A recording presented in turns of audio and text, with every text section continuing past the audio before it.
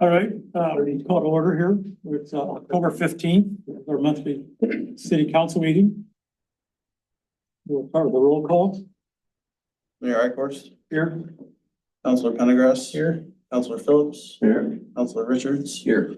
Councilor DePluminick. Here. All right, so we have an agenda before us tonight.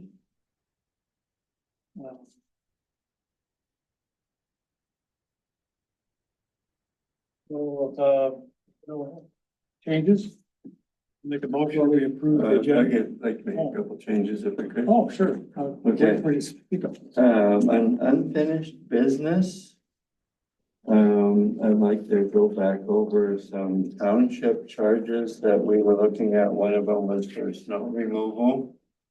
And the other one was for the light bill. There were two, and I don't think we had those resolved. I just wanted to know what is going on with that. And on new business.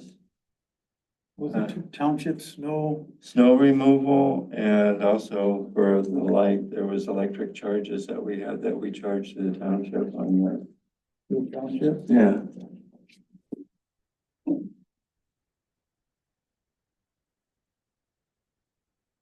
So that's unfinished. Yeah, it is unfinished business. Yeah, you can, well, it's all one, it's township charges, so we can do it as one or both on the same one. On the same one's fine. Yeah, I mean, it was both the same question. I think they both came up at the same time when we were looking at that. Which ones were they we changed? Which one? What was it? It's for township charges that we had done to them. It was for snow removal and for electric charges for the light. And yeah. That's under unfinished. Yeah, under unfinished. New business, Pete Couch, okay, had turned around for Memorial Park, had done some work underneath there with, flowers and stuff like that and all that under the electronic sign. I just want to bring that to our attention, so he did a great job. What's an FYI? Yeah. Just to Like give him sign? some recognition. Yeah, well, yeah, he did, some plants and stuff under that. And it really looks nice. Put some rocks underneath there. And I'd like to remove the public forum for tonight. If anybody's got any comments, they can write them and we'll read them in November. Well, I don't think that's, I I don't know why we have to do that. The public forum, Okay, the public forum. why do you want to remove public forum? In case anybody's got any negative comments that we don't really need right now. That's what public forum is for, comments, positive or negative. They can write through, they can write them, and acknowledge them in November. But we don't ask them to write them. They come and they speak.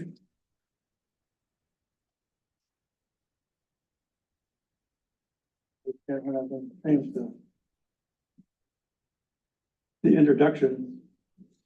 Introduction is, well, we've always read and we've always accepted positive or negative comments, so why wouldn't we continue that process for the public? That's a public forum.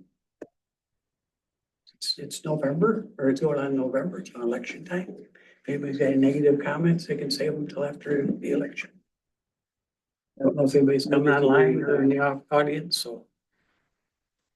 30 days won't hurt anybody. I think that puts a suppression on people's free speech and their opportunity to speak. I think that's not appropriate.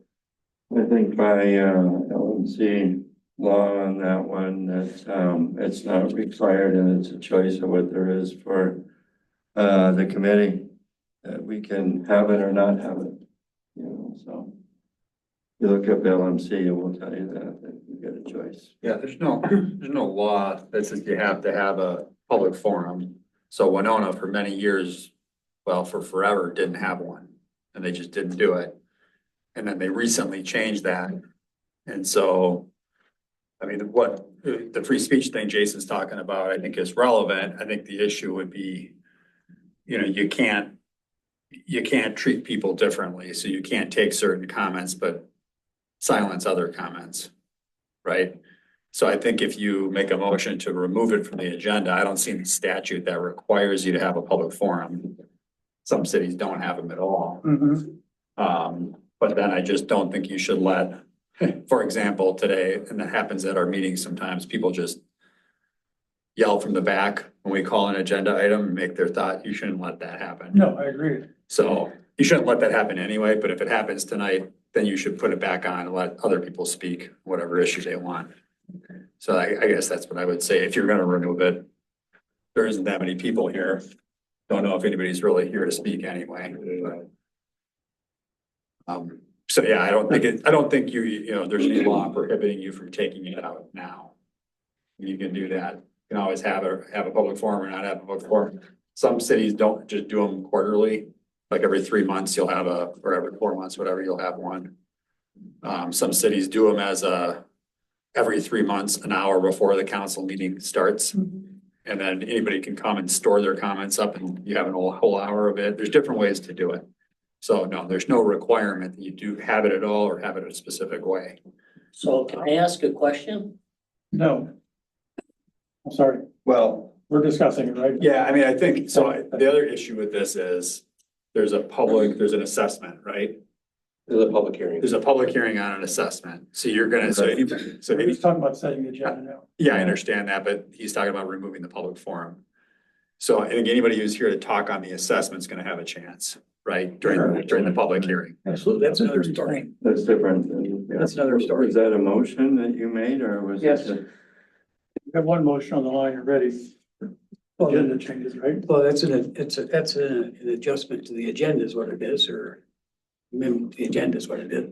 So we have Jim's unfinished business and new business. And you want to make a third one for the agenda change? To remove the public forum from the name. Well, my only comment in view of having transparency, people come to these meetings, we've had public forums.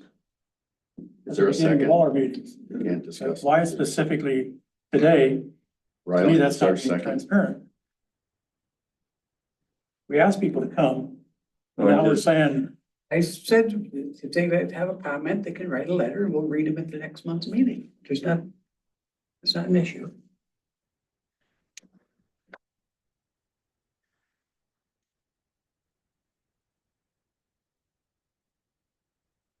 I don't think it's fair to our residents or lack of transparency. Mike, correct me if I'm wrong, Mayor, if I may. So with this approval of agenda item, we're going through amending things. Council members have the right to remove items if they wish, as long as they're not violating the law. I'm fine with that. And then that's when we do the motion and amendment. So if he wants it removed, we accept it and we move on. Yeah, I mean, they have to vote to, I mean, Ryland's got a point. You've had a, I understand. I'm just trying to help facilitate this and. yeah. So Make sure we're basically, clear and move forward. this is a regular meeting, even at a special meeting, by the way, you could remove an item. You just can't add an item to a special meeting, but tonight's a regular meeting, so you can remove or add items. So yeah, you can do that if that's what you want to do. Yeah. So, Based on advice, we'll leave it in the motion then. Any other changes? Right now, the motion is to amend the agenda with adding the township charges under unfinished business. And under new business, an FYI recognition for landscaping around the Memorial Park message board. And the other item is to remove the public forum and write in comments to be read at the next council meeting. I'd like to ask Paul, and the reasoning is because of negative In comments. case there's any negative comments come out. Do you have the second first? We have two people running for mayor. I'll second. Either one of them get Thank bad you. at this point. Let it flow as it goes.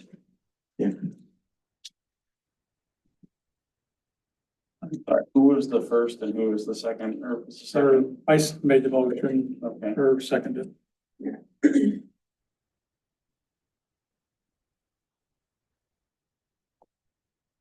Any other comments?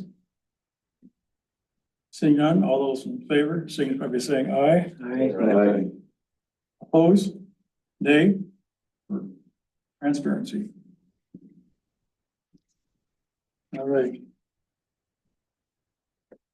We have a public hearing.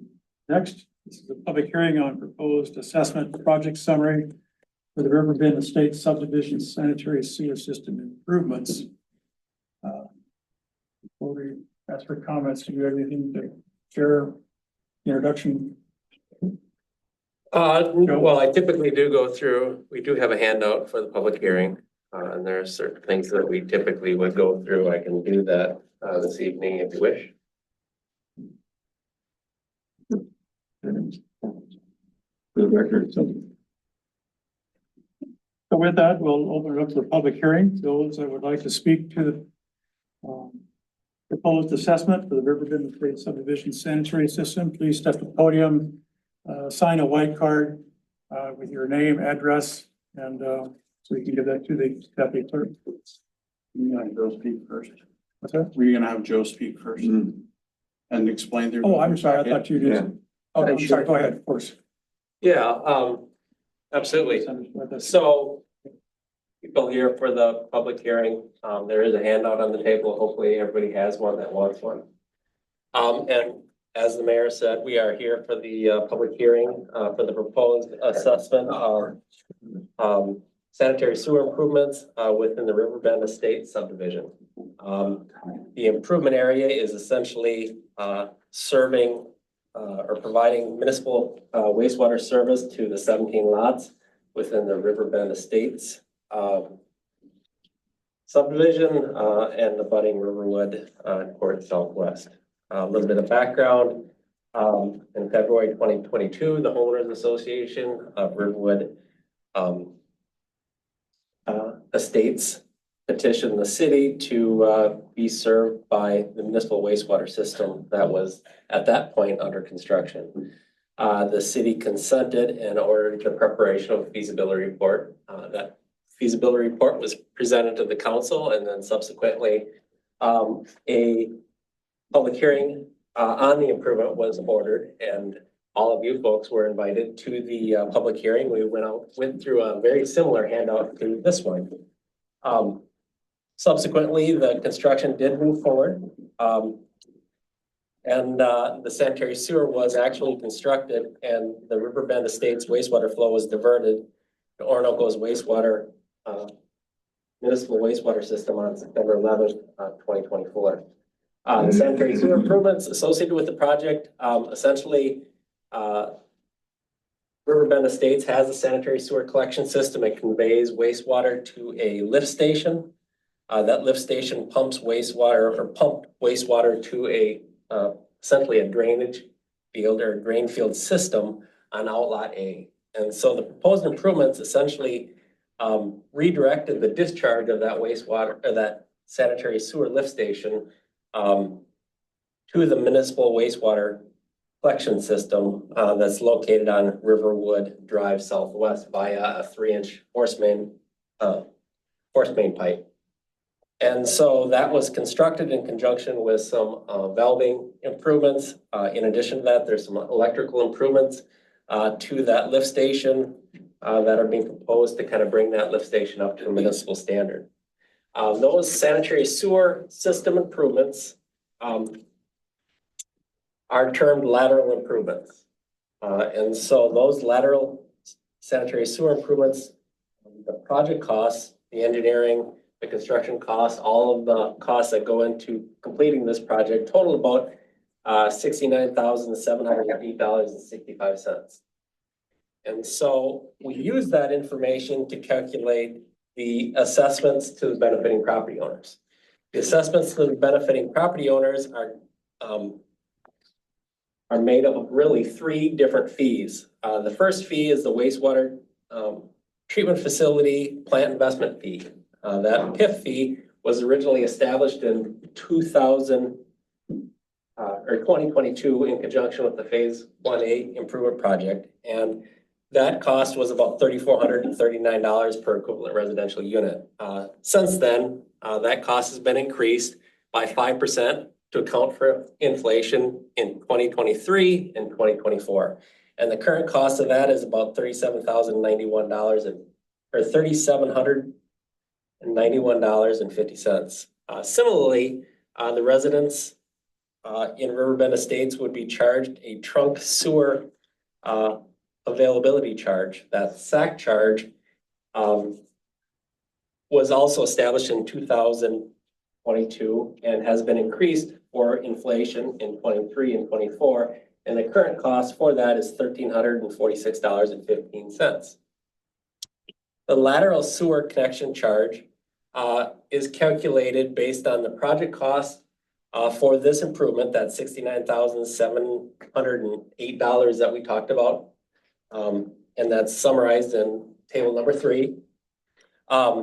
You divide that by the 17 units that are being served, and that totals about $4,100.51. So if you add up those 3 fees, you get a total of $9,238.68. Those costs would be assessed to the benefiting property owners. For each ERU or each single family residential unit out there, and there are 17 lots, they'd be assessed that cost over a 10-year term at an interest rate of 2.047. One thing that did change from the public hearing to this hearing is the council voted to reduce the interest rate to match the interest rate on the project, the Phase 1A project, since PFA allowed us to finance the project using that money. And so that change was done, and it's to the benefit of the property owners. So in total, with all of the fees that are being charged, the plant investment fee, the sewer availability charge, and the lateral sewer connection charge to those 17 properties, the total assessments for the project are $157,048.50. And that compares to the larger project, in fact, that we assessed as the Phase 1A project, where there was about $43 million of improvements made, and the city's local share of that was about $11.3 million.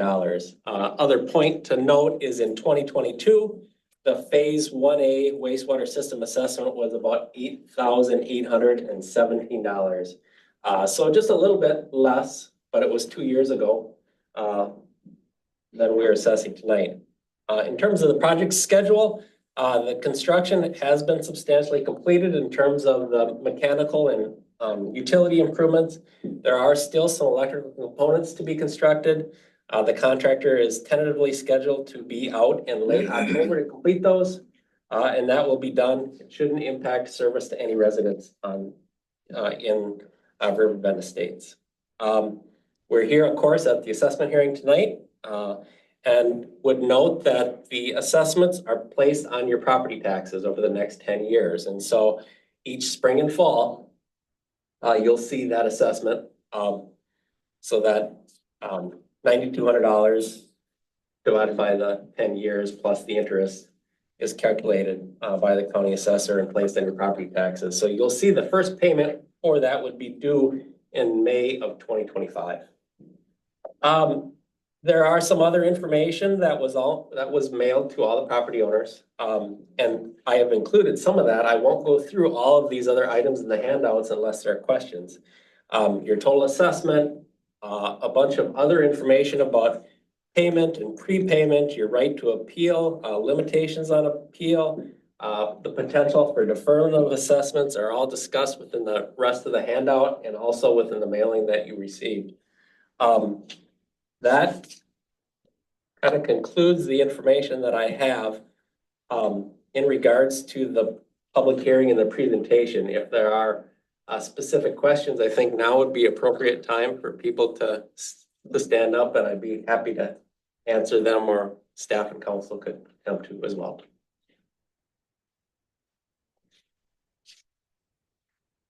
There's anybody that'd like to- There's no questions there. Joe, if they say like they wanted to prepay it, when would be the appropriate time? So I know it kind of gets mixed up. The times of the year you try to prepay this and then you get.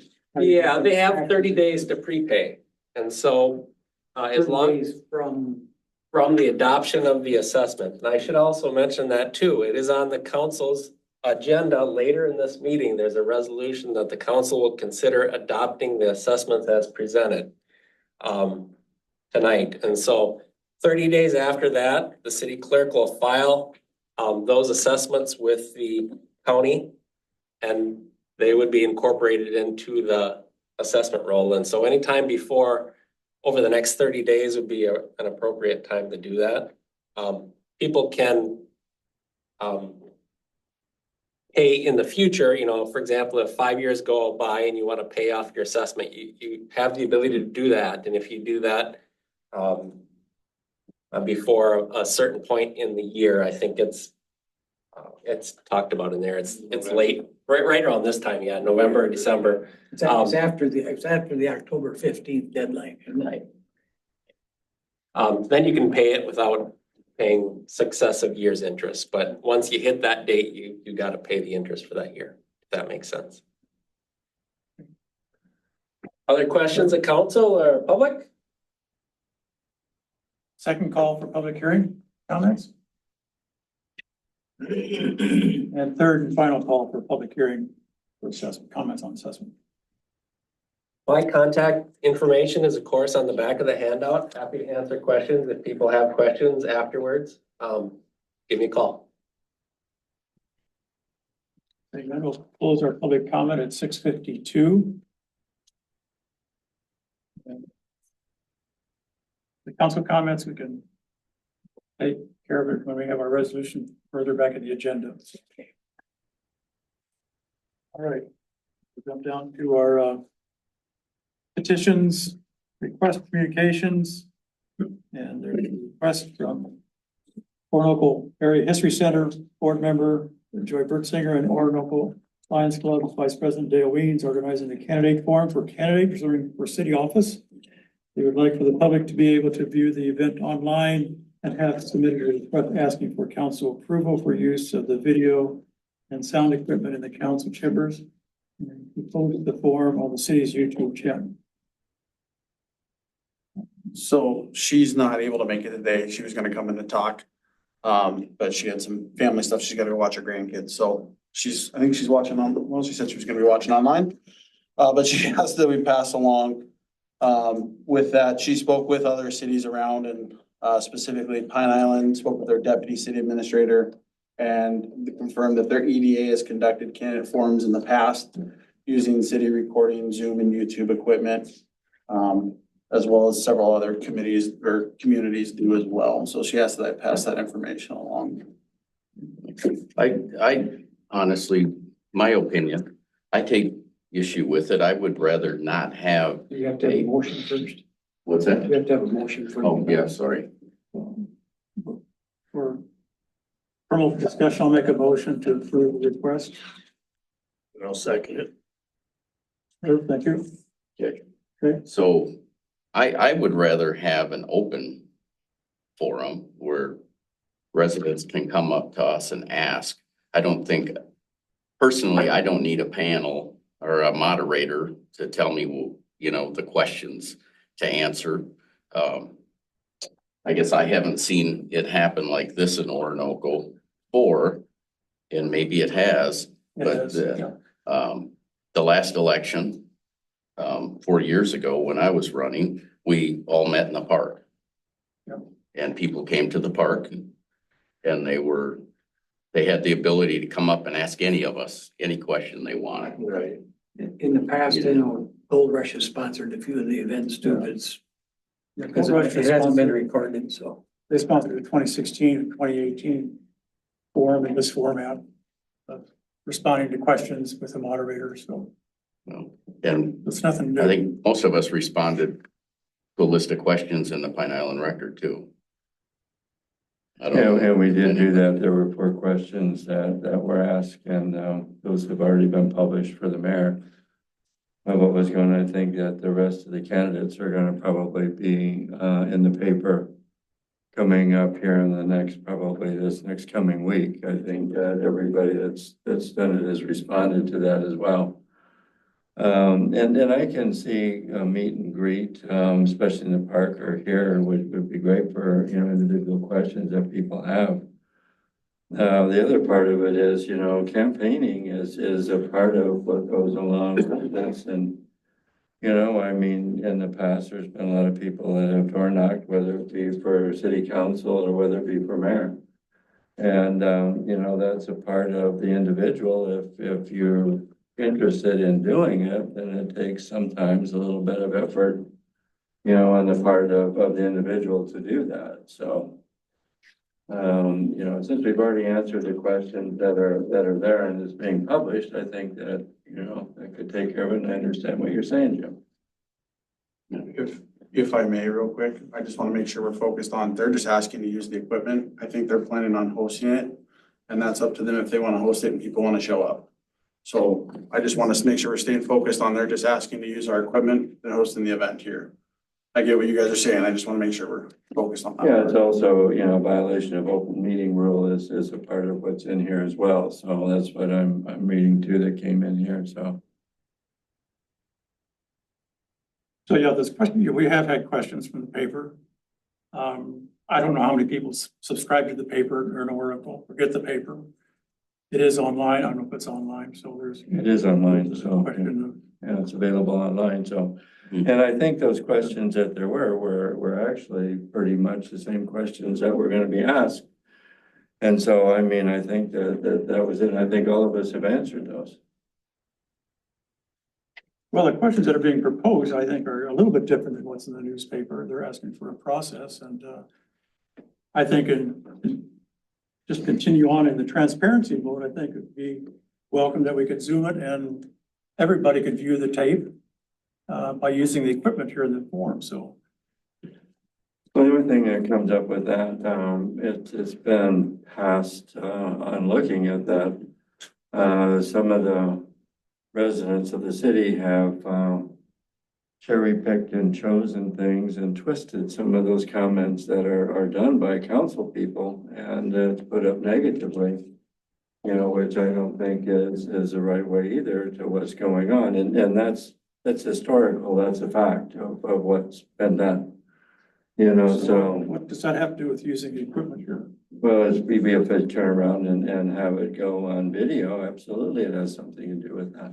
Well, they can take your answers out of context and then go to the news stations and all of a sudden you gotta defend what you answered. You Yeah, know, that's probably true. so I'm like, I don't wanna answer. For fear of retribution. So if you had an open for, like an open, for, like you were talking about, you know, just a meet and greet type thing, I think that makes sense too, to have it be open for the people to meet and greet.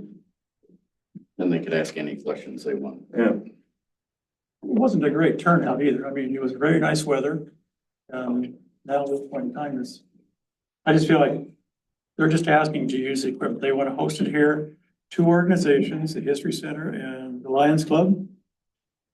They want to hear views from all the people that are running on the candidates. Those are here, those that are not here.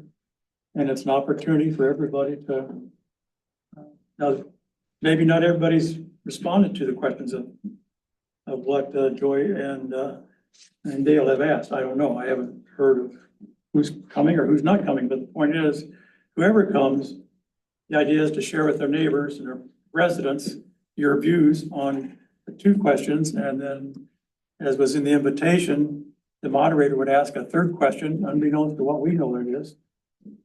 And that would give a chance to, all the candidates can respond to that question on the spot, and that's okay. My question is are we setting a precedent? We're letting somebody use the equipment in the YouTube channel. You wouldn't let them use Facebook page and other stuff like that, so it makes me kind of wonder that. And I'll say that was my concern when I brought it to her as well. I wasn't in favor of it just because we don't let people use our equipment. And I expressed that to her.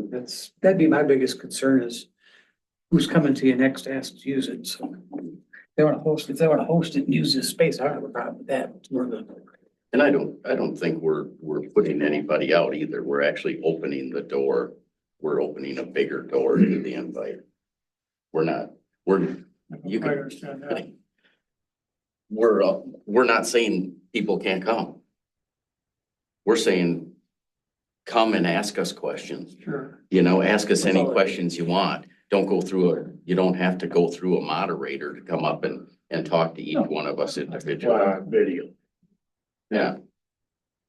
So, I think the meet and greet might be the best idea off of it, and whoever wants to come during that time can come. Well, to move along, should we call the vote? Well, I don't think the city can authorize a political function. I don't think that's what they're asking. No. I think they're just, the city shouldn't be sponsoring meet and greets or No. candidate forums or anything. No, but they're asking to use the city YouTube channel and city So- And project. I think that's the vote. It's not the alternative of doing a meet and greet.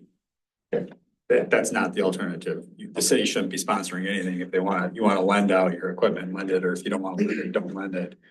I mean, the candidate forums, I was just looking at the League of Women Voters, I mean, they have them all over and they're always videoed. I mean, I assume, it's not sponsored by the city. So I think if you don't want to let them use the equipment, just vote to not let them use the equipment and they can host it however, all these other cities do, and post it somewhere else, not through the city website or whatever. So it's not a city issue to organize campaign. No, it's not. This is the organization Yeah. that wants to use our equipment. And if this is voted down, then I guess somebody else is gonna step up and say, hey, are we gonna have a repot? I don't know. But this group is asking for the use of the equipment. Yeah, I just want to make sure we're not authorizing meet and greets for candidates. The city's not doing No, that. we're just, That's trying to get that's some- the issue. I don't think, let them use the equipment, don't let them use it. I think that's just, you gotta vote on that one issue.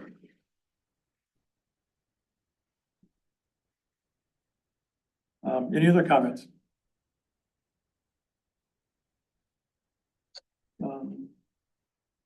Okay, seeing by the discussion, all those in favor, signify by saying aye. Aye. Oppose, Nay. disapproved? 1, 4.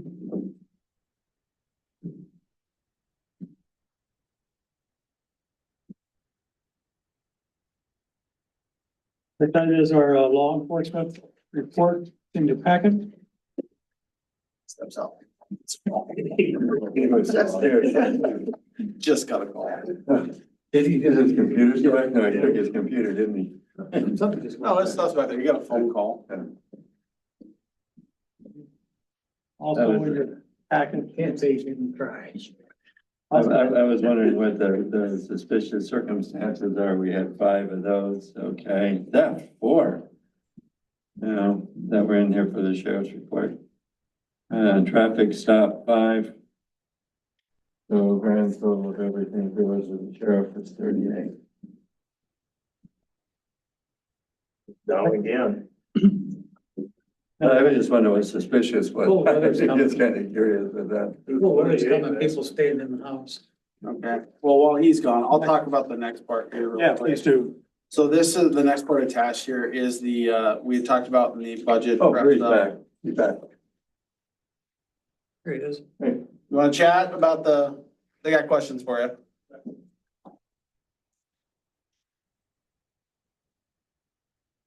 Didn't let you remember. notes, Suspicious circumstances. What does that usually entail for those kind of calls or? What's your question? What is it, or, what? It can You had be 5 a of range those. of anything. Sometimes calls start out as a suspicious. Somebody calls in that they saw somebody walking by their house or by their shed, so that's just labeled as a suspicious circumstance. Other calls can come out where, it's a medical or something and it changes to a suspicious. So it's kind of a catch-all for a lot of things that it doesn't fit, like a burglary or a medical or a domestic or an assault or a theft. So that just it's suspicious in nature. So it can have a wide range of different reasons why there's a call labeled as suspicious. And the other one that was on there, we had 4 thefts that there were Anything in particular off of that? Somebody targeting? No, there was no pattern throughout the community or a targeted person or race or anything like that. Just general theft that occurred within the city of Orinoco. So there wasn't any string of anything or any uptick, anything, just happened to be 4 thefts that occurred in the month of September, so. Nothing to be concerned about as far as, what we just call a career criminal going around targeting people or houses in Orinoco. There's no pattern, What's that? there's no pattern. No, nothing that we've seen or noticed based on, the reason for the call, what was taken, who it was taken from, and things of that nature, so. Is there a pattern with the parks, As far as what? these incidents on here? In terms of location. Yeah, Mark?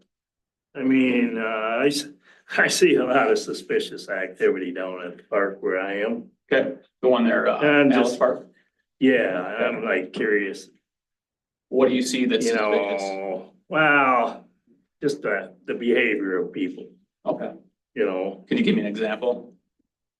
Yeah, what was it, last Sunday? I had a guy that apparently he'd been watching me because I was working on my shed. Mhm. And I didn't know it until I looked at my cameras. But I'm up there working away and here he is standing in the doorway watching me. And so I'm like, can I help you? So stand in the doorway of your property, your shed, Yeah, okay, well, I'm just seeing what you're doing, says. Well, it was really suspicious after I looked at my cameras and I called you guys, I talked to Riley about it okay. and gave him the pictures off the camera. Okay. Did you have a conversation with him? Do you know who it is? Get a name or? anything? I got his name and the thing that struck me was I told him I had to rebuild my barn and he says I make really good money on fires. Oh, really? Now that's suspicious to You me. didn't tell him there was a fire, you just told me to rebuild it? Nope. I didn't want to give him any information that Yep. you know, I didn't want to, because I thought right away, you're fishing me. Mhm. Yeah, that is a little bit Because suspicious for sure. he gave me his name and it's the same name of the person that's the suspect. You Oh, really? know, Okay. so, Wasn't there a park fire too that same? day? yeah, the next day the fire was in the park down here. Mhm. Yeah, That's why I just brought up. Is there something going on with our parks? Is that where What date was that? things are initiated? What date was that? well, I mean, it's a good place, if I were a criminal, it's a good place to start as long as it's during daylight hours, because anybody can be in your parks for any reason they want to be, whether they want to sit in their car, Right. sit on the bench, do whatever. We have no reason to go contact them and question what they're doing. Yeah. Now, if it's right now and it's the parks are closed or whatever, then we have a reason to go contact them. Who are you? What are you doing here? And, gather some more information. But public places are great places for people to go and observe what's going on because they have every right to be there, just like you do and everybody else. Yep. Now, if they're in there in the middle of the night, which we can't catch everybody, but when I'm up here, I drive through all the parks, to see if anybody's out, if there's any cars, if there's any bikes or UTVs or anything like that. And of course, there's not, but the chances of us catching somebody when we drive through their headlights on is pretty rare. I mean, you're not gonna just stand out in the open in the street and wave to us as we drive by. Right. So, Right. it's just kind of a cat and mouse thing, so. Well, that's just what I've observed. Mhm. I mean, Yeah, and there's city parks, so you guys can always set up cameras, you can, set up other types of surveillance things, to try to mitigate some of those things. But again, that's a risk versus reward versus budget and stuff like that too, so right. there's a lot of things to consider. Okay, anything else? Are you gonna start your run? Thank you. Yep, you're welcome. Thank you, guys. Yep, thank you, sir. Thank you for your service. Okay. Yeah, touch base on your service agreement there. Yeah, so this was just put in here as an FYI. We kind of talked, we went through budget stuff about amending and approving. It was approved in the preliminary to increase the hours from Olmsted County by 5 hours for the fiscal year of 2025. So this was done up by their sheriff's office and their county attorneys.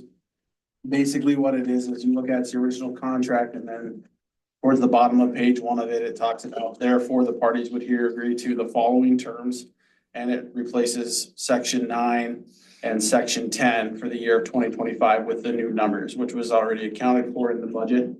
I'm not asking for approval. It's just an FYI, I got this. I want to give this guy to you all as we go through this, and as we get ready to, approve the budget come December. This will be, if that sticks in there, this will be the contract.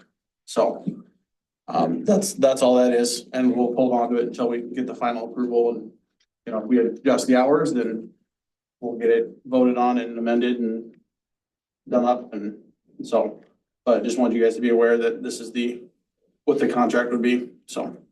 Yeah, with that, just as a comment, I think it's a great idea, especially with the growth that we have going into town, and especially if you have some construction that there is going on, just to watch what goes on for construction materials and everything else that's associated with that. So I think that's, Yep. I think it's very good for the city. Okay, we'll talk more about that at the upcoming budget workshops. Okay, public works is nothing. Water and sewer. So, Oak Wood Metals. Yeah, there is a memo in the council packets, but unfortunately there was a wastewater release reported at Orinoco Estates on October 2nd. City staff responded to that concern, and we assessed the situation at that evening, and contracted contractors to address the situation. We developed a plan, we got off the Orinoco Estates lift station and that evening, and made a plan to have have contractors and utility locates there the next morning to excavate and look for the source of the leak. That did move forward the next morning. The contractor was Gopher Septic. They were on site and they were able to quickly identify the source of the leak. The source of the leak was in a force main pipe. That was an existing force main pipe. It connects to the Orinoco Estates lift station, and it used to run all the way to the Orinoco Estates pond. We connected to that existing force main kind of right in the middle there, about 50 feet south of the leak point. We connected. So the leak was determined to be that it appears there was some damage to the force main years ago, and the force main was repaired with a Fernco coupler. Fernco coupler is basically a rubber band that couples two loose end pipes together with a stainless steel clamp, if you know what I'm talking about. So Was that a force main before, or was it just a gravity? It was a force main pipe before, but it didn't have as big a pump. We put a new pump in the Orinoco Estates lift station, so it'd have the ability to pump to the wastewater treatment plant that's at a higher elevation. Obviously, that type of repair is not appropriate for a pressure pipe, and that's why it failed. That type of repair is appropriate for a gravity pipe that needs to be repaired, but the contractor did excavate it, took out the 8-foot section of pipe that was repaired like that and replaced it with the appropriate couplers. So we shouldn't have that issue occur again. The issue was reported to the MPCA. The contractor was retained to, suck up the wastewater that we could, and we had them spread hydrated lime to kill any bacteria on the surface. The issue has been addressed from that standpoint. Looking at the agreement between Orinoco Estates and the city of Orinoco, the agreement states that Orinoco Estates has the responsibility to operate, maintain and repair that lift station and the force main all the way to the treatment facility. So the cost to do that repair should be paid by Orinoco Estates. The city, of course, Kane and I facilitated that repair because it was a rather urgent issue and needed to be addressed. But it was addressed, and we have notified all the appropriate agencies as well as the property owners. If we upsize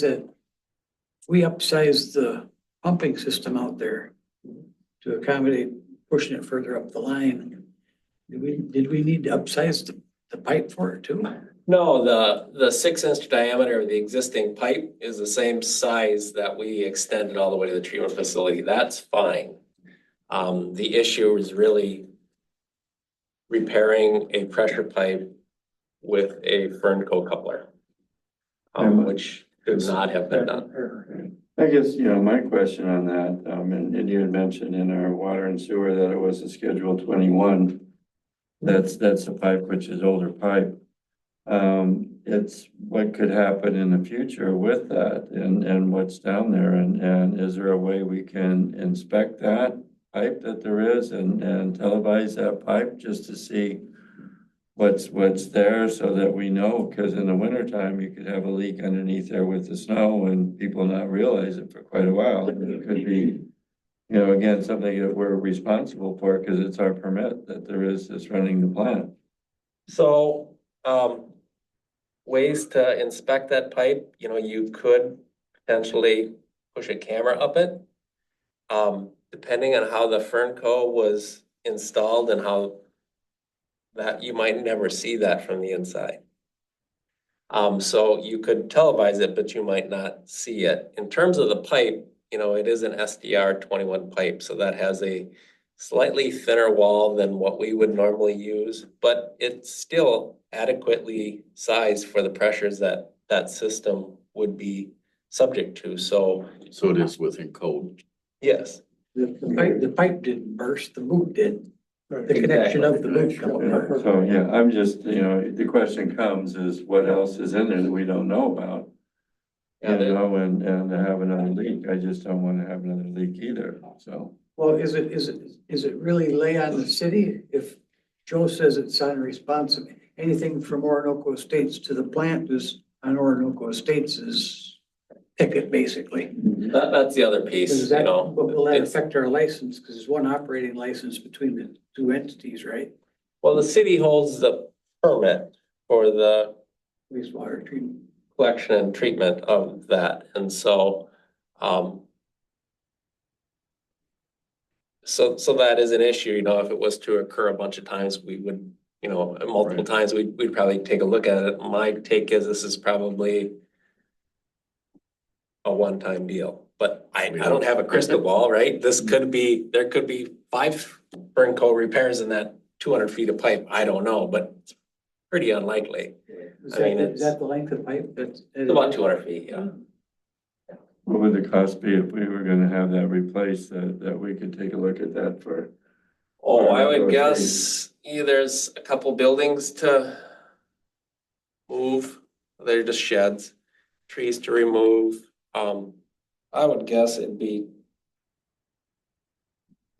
by the time you get it all done, $75 a foot, $100 a foot with, somewhere in that range. So $15,000-$20,000 per, potentially. But again, it's a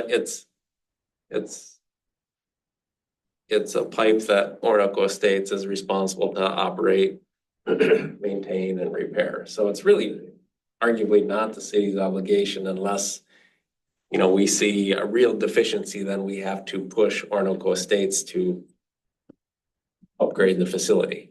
And we know for sure they have the ability to do that. Yeah, they do have a wastewater operator. Yeah. No, I mean in terms of money, so. No, if- we if don't have they any something idea what major- their financial don't situation know. is. Wouldn't know. So let's just say they wouldn't if we got another one. I'm assuming then that would fall back on the city of Orinoco to fix. Well, we'll bill them and assess it. Right, That's we fine. have a mechanism built within the agreement that if they don't operate their facilities or they don't pay their bills, that we can essentially assess them with the aid of the township. We have a contract with the township to do that. Okay. So, but this was tenuous when we did this, and I told everybody, if you try to enforce these agreements, it could get difficult to do that. So this is an example of that. So we'll send them a bill, we'll see if they pay. And if they don't, we've got to, I mean, this was how this was set up, and there was really no way around it, because we wanted to do this agreement with a property outside of the city limits. So, but as long as we can assess it, that's fine. How much was the repair? I'm just curious. I don't know, I would guess $5,000 to $10,000. Yeah, so it could be an issue, but you know, that's, it's all written so that they have to pay it and they're responsible for that. And that we have the right to assess and the townships agreed to assess on our behalf. So let's hope that works. I just guess we didn't think when we drafted those agreements that it was gonna happen like the first year. You know, it was like, we probably thought that it was 15 years from So now. you get a little time test out of it first. Right. Well, it makes sense knowing why what failed, that it would fail pretty early, you know, it's just a rubber boot, Let's hope there's no more. Right. right? So, I guess there's really no skin off our back at this point. which we're Well, you gotta basically get the bills and send them the bills, and then if they don't bill them, then we'll just contact the township, we'll do an assessment like we did, or the township will do that. There's a day period, 15 days, or 30 days to respond to the bills. Yeah. It's a pretty quick process.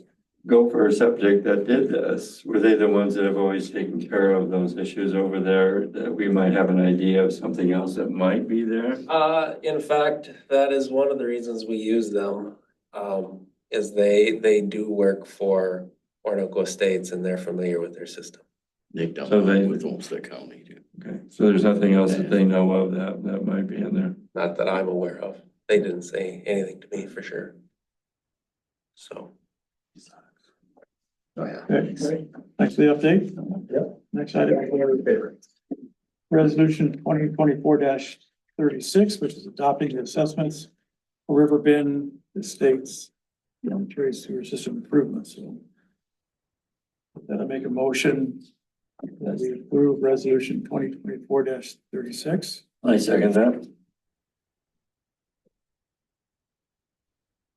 Any other comments, discussion? Seeing none, let's do the voice vote. Mayor Ikorst, Aye. Counselor Pendergrass, Aye. Counselor Phillips, Aye. Counselor Richards, Aye. Counselor DeBonek. Aye. Approved.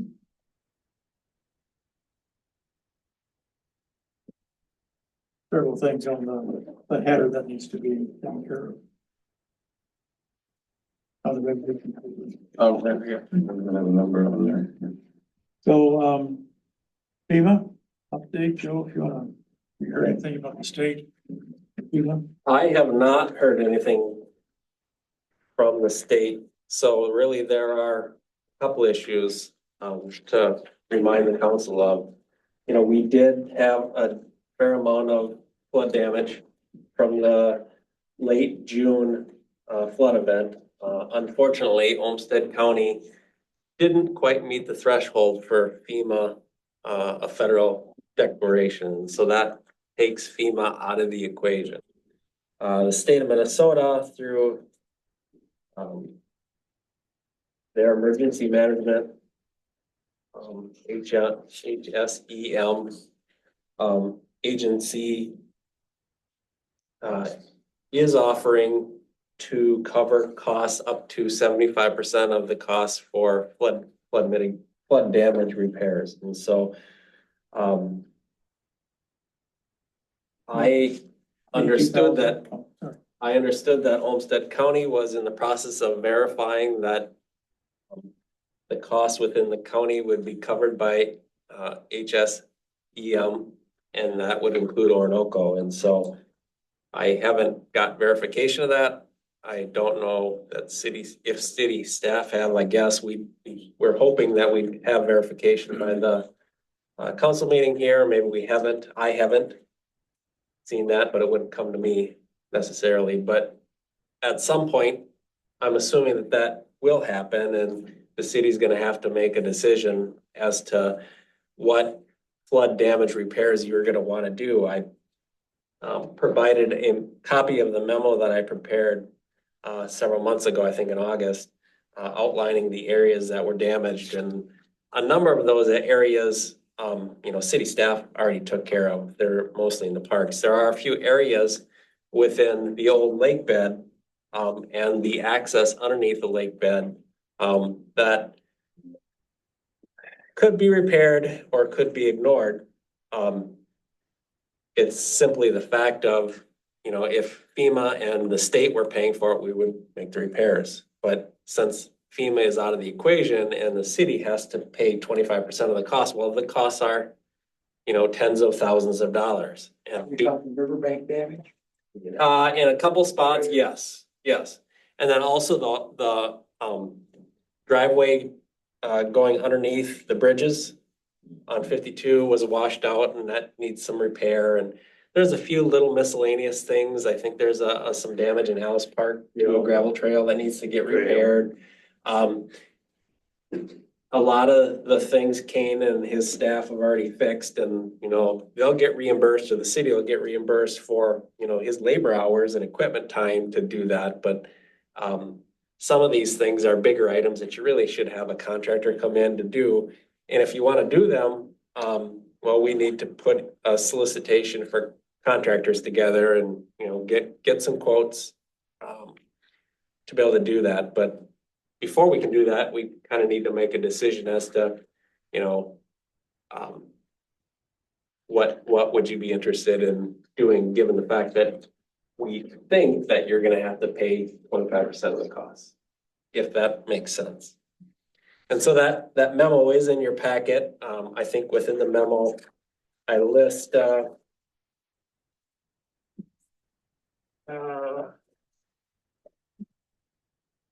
8 areas that really need improvement. And some of those areas are the areas basically area. In the response we did get from FEMA or from the state, if I remember correctly, it was like $82,000 that we were going to be allocated, but that's the 100%. So we'll get confirmation that when we get more information from the state, that we would have to pay 75% of that 82,000 if we want to use that. State only pays 25%. What's that? State would only pay 25% of that. 25%, right, Of the 82,000. of the 82,000. No, the city has to pay the 25%. The state pays the 75%. Right. But that's the word we're waiting for and confirmation, so we determined it.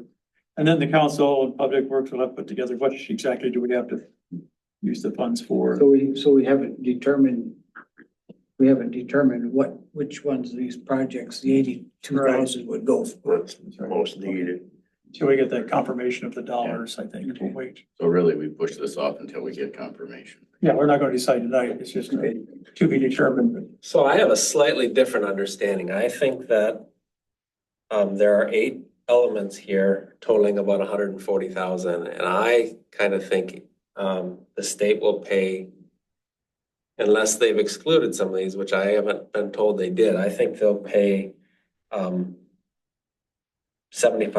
of that $140,000 cost, which would leave the city with about $35,000 in project costs to pay. Where does the 82,000 number come from? That was in a memo that I saw when we got the confirmation that FEMA was not gonna accept us. And we had a new listing of Orinoco, and of course I don't have it here, but you can send that out to the council if that's an actual document. Yeah, but that might have been FEMA's assessment, not necessarily the state's. So That could be, yes. because I know FEMA was kind of pushing back on some of the repairs within the old lake bed that they previously, helped fund. So maybe that's the difference. I think we need some clarification. And that process does move slowly, unfortunately, and we were hoping we would have an answer by tonight, but we don't. But certainly something for the city to start thinking about in the council. You know, there are eight elements there, and, you know, items 4, 5, and 6, frankly, are the ones that I would question whether we probably really want to do.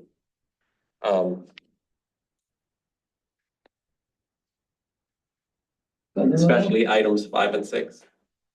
But Now, what are those, Joe? Those They're specific repairs. they're riverbank repairs within the old lake bed. There's 3 of them there for riverbank repairs. Well, one of them is immediately downstream of the riffle, at the bridge. And so I think that's a more high value repair that we could complete with riprap. I think that if that would fail, there's more at risk than the rest of it. And there's the adjacent driveway there, At this bridge or the bridge over, the south bridge. the south bridge on 52? Yes. Yeah, and the area that is area number 4 that I would kind of think we should do, but 4, 5, and 6 are the ones that I would, you know, wonder. You know, What's this access road? Like, is that the one under, that's the access road under 52? it is. 3. On the west side. Lake Shady Boulevard. Yeah. That's all. All right, so we'll obviously have some follow-up there in future meetings, so. All right, planning and zoning, we have a lot split resolution 2024-37. Planning and zoning supports the lot split of 1215 West Center Street. And so on your table, there was an update with some printing in it in red. On the conditions of approval, number 1, make sure everybody sees that. That's read more information. Legal descriptions need to come as exhibit A. And the survey needs to be updated for exhibit B. Yeah, there's one other correction that needs to be made on this too, that we did planning and zoning. And in our discussion that there was with Phil Carlson, we had turned around and approved a 10-foot drainage and utility easement on the east side of the property. And with the right up here, it has a 20-foot. We had agreed on a 10-foot that was there, so we need to change that. We'll let them speak to that. That's what, there was some back and forth between There everybody. was a follow-up, and within the memo, that Phil provided with this, he indicates there, he asked me about the 10-foot utility easement, and I told him that a 10-foot utility easement isn't sufficient to construct a water main that's 7 to 8 feet deep. Typically for that type of utility, we would require a 20-foot easement just because of the depth of the trench required to install it. So if you want a drainage and utility easement that's capable of holding a water main, it should be 20 feet wide. A 10-foot easement would be sufficient if it was a gas main or a communication lines or a buried electric main. Those facilities are, 2 to 3 feet deep. But a water main's different. It needs to have a bigger utility easement. This water main that would potentially go through there, is that to service one of these areas that isn't currently serviced? The point of the water main would be to loop the water main that currently dead ends on First Street Northwest with the water main on West Center Street. And so we like to loop water mains because a long dead end water main, has some issues in terms of its water stagnant. You only pull water from one direction. And so in a fire situation, you have limited fire flows. Also, in terms of maintenance, if there's a break or something that goes down on that dead end, everybody's without water. There's no other way to feed it. And so we typically like to loop water mains. And so preserving an easement for that to happen in the future makes some sense because ultimately, we would advise that you want to loop that water main. And so that could be done in a future. Is the it only- a So dead let's- end right now? It is. And Let's do- so let's it's do a working pause right for a now second. with a dead end. Oh, absolutely will work. It's just, we didn't have a choice to loop it because we didn't have an easement or a corridor from which to do it in. But as a best practice, we want to loop those water mains. The water quality goes down. So could we have a Water motion quality first? does go down.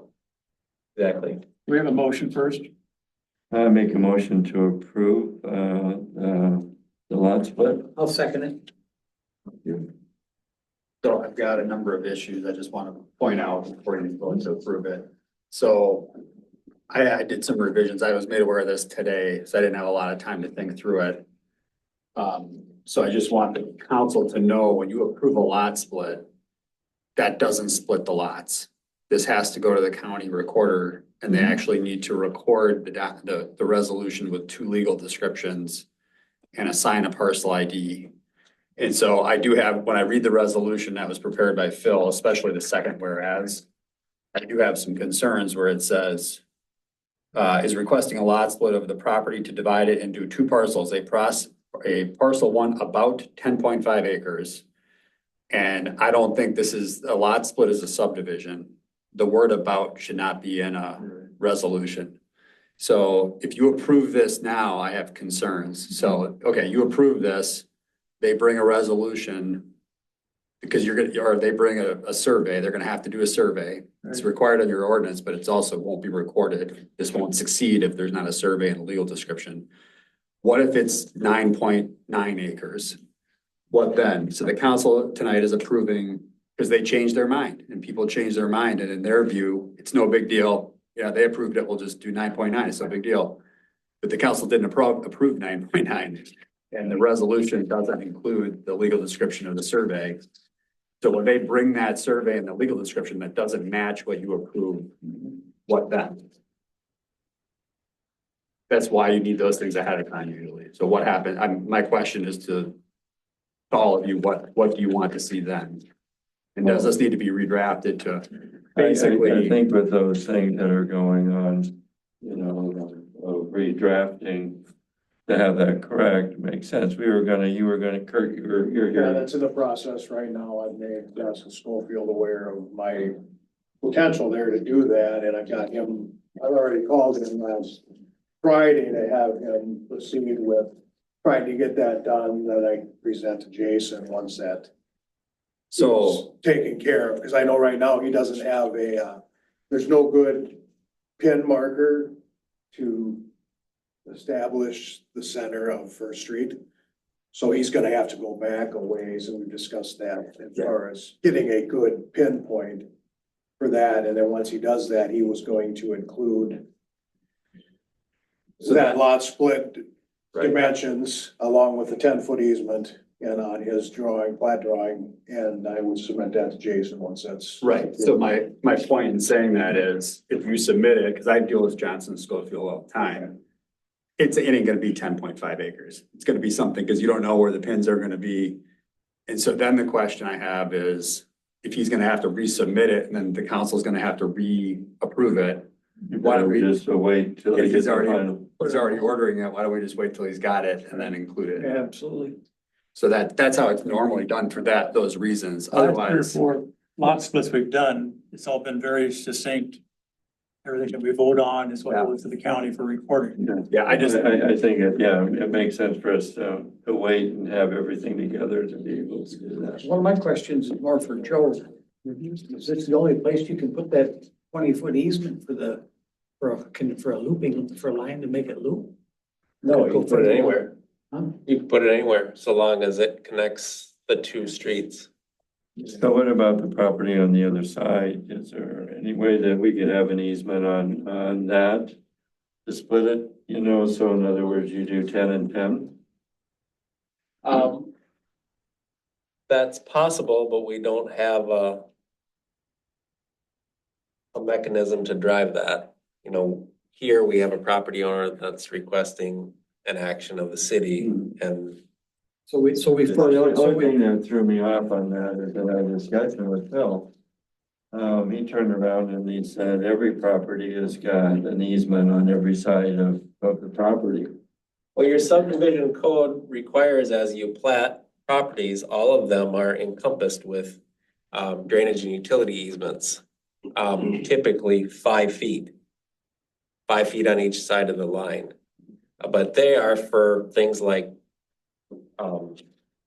telephone pedestals and buried electric and gas service, not necessarily for, water main improvements and utility improvements. Not that they can't, but they're only typically 5 feet on each side of the line, total of 10 feet. Unless we, for some reason, specify something greater. And so, in instances where we suspect there'll be sanitary sewer and or water going down a property line, we might require a 30-foot easement, for example, for, sewer and water, over 20 foot for just that. So I yes. just have more of a problem enforcing it on somebody that when we putting in a water system, we could have put it any place we want, but.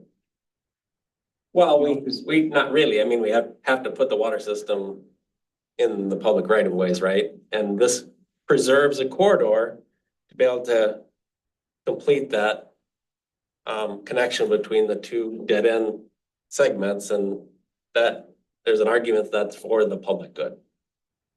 Yeah, I mean, I read Phil's memo, and I just think if you don't get the necessary easements, how are you ever gonna connect those? You're not. It just, that was a miss for me. I didn't understand. I think you wanna get whatever easements you're gonna need to fix that. Because the way I read it was, they wanna connect it to the strip. They wanna connect the developments beyond this property, right? And so if you grant this lot split and it's developed, that won't happen, so you need to do something else to fix the water issue because of that. And I think No, it's he's, just a lot the split is all it landowner is all they're okay with looking an for is just a split, along that. okay? that outer line. Right, but I mean, if you split the lots and it's developed, you're not gonna be able to connect the next development, right? So then you're stuck with the cul-de-sac. It's a cul-de-sac, right? Like if we continue to move east with west with the project, I think is what he's getting at. Like if there was more development west, that's why you have those. This will foreclose that option, and so because of that, you need to make sure you have the right infrastructure, right? Or the ability to put the right infrastructure in, I guess would be the way to put it. You still have that ability to do it off of Center Street too, going west off of that, which would be the development area you'd have. But this would be I think what Joe was talking about, the loop stuff, connected to be able to have efficient water flow and. No, I'm understanding what you're saying. I'm just, because I mean, if you look at the development that there is, I think more of it with the city would probably be closer off of Center Street than it would be off of First, so. Could be. And so if the decision is to just table it and bring back a resolution that actually has the two legal descriptions and the survey. Then my other issue with it, if you're gonna do that, then the other issue I have is the variance. So this resolution approves a variance. And so the question, so I looked through, they emailed me today, this packet stuff. It was like the application for the lot split. So was there actually a variance application made? Or what happened with that? Was there a public hearing or? No, so. Okay, so if you're gonna bring it back anyway. I mean, we had discussed what it was off of it, and it's, the ability to come in from two different directions on the number one.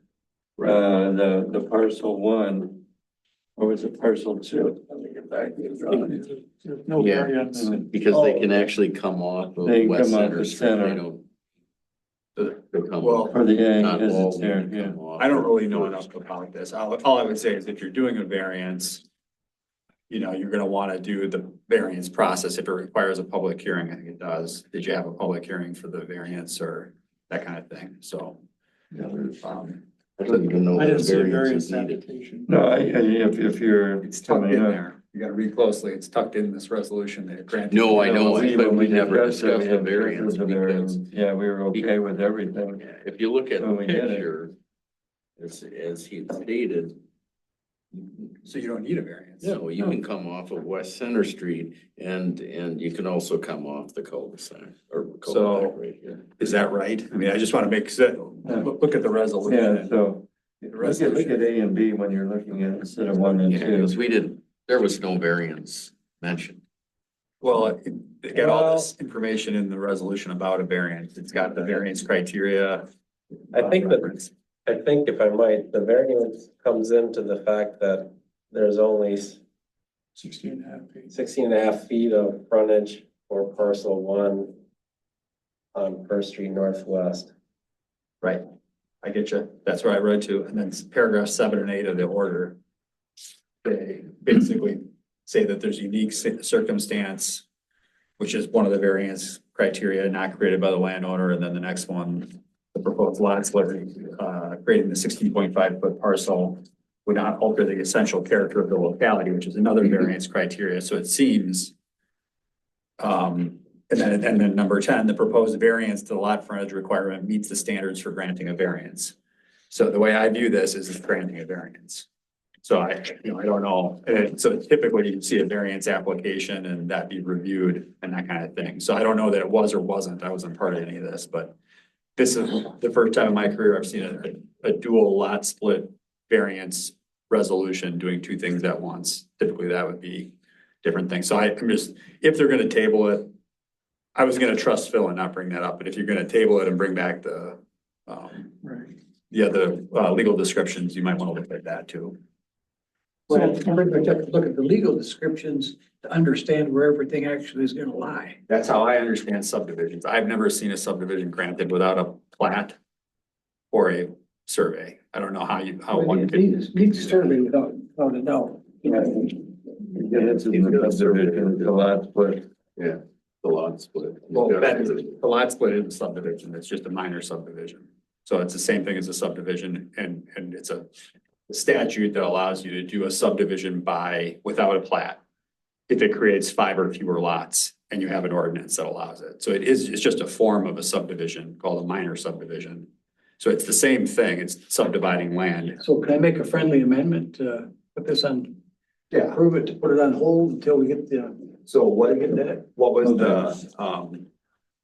was the timing on the legal description and survey? Did you know? Did he provide you? I'm asking the property owner. He told me it was gonna be probably a couple weeks. Oh, okay. He was hoping to have maybe everything done by November 8th, and then when we left after the planning and zoning meeting, it was kind of approved based on me providing proper plat and survey, because that survey that I took my drawing off of, that was recently done, just to mark Right. perimeters. But it doesn't show the split, doesn't show the two new parcels, right? Yeah. It doesn't, It does. it does. Yeah. It doesn't have it defined as far as the actual Handwritten. Yeah, acreage. It's not in the packet. I don't have. yeah, it is. Yeah, It's page well, 205. I was basing it off of an established pin to the center line of First Street. I see. Yeah. So all we don't really have is the legal descriptions. The final legal Gotcha. description, which, like I say, at first when I asked, I said, can you just go to the center of, I said, we've got established pins there that have just been surveyed. Can we go to the center line of Center Street? And he says, I can.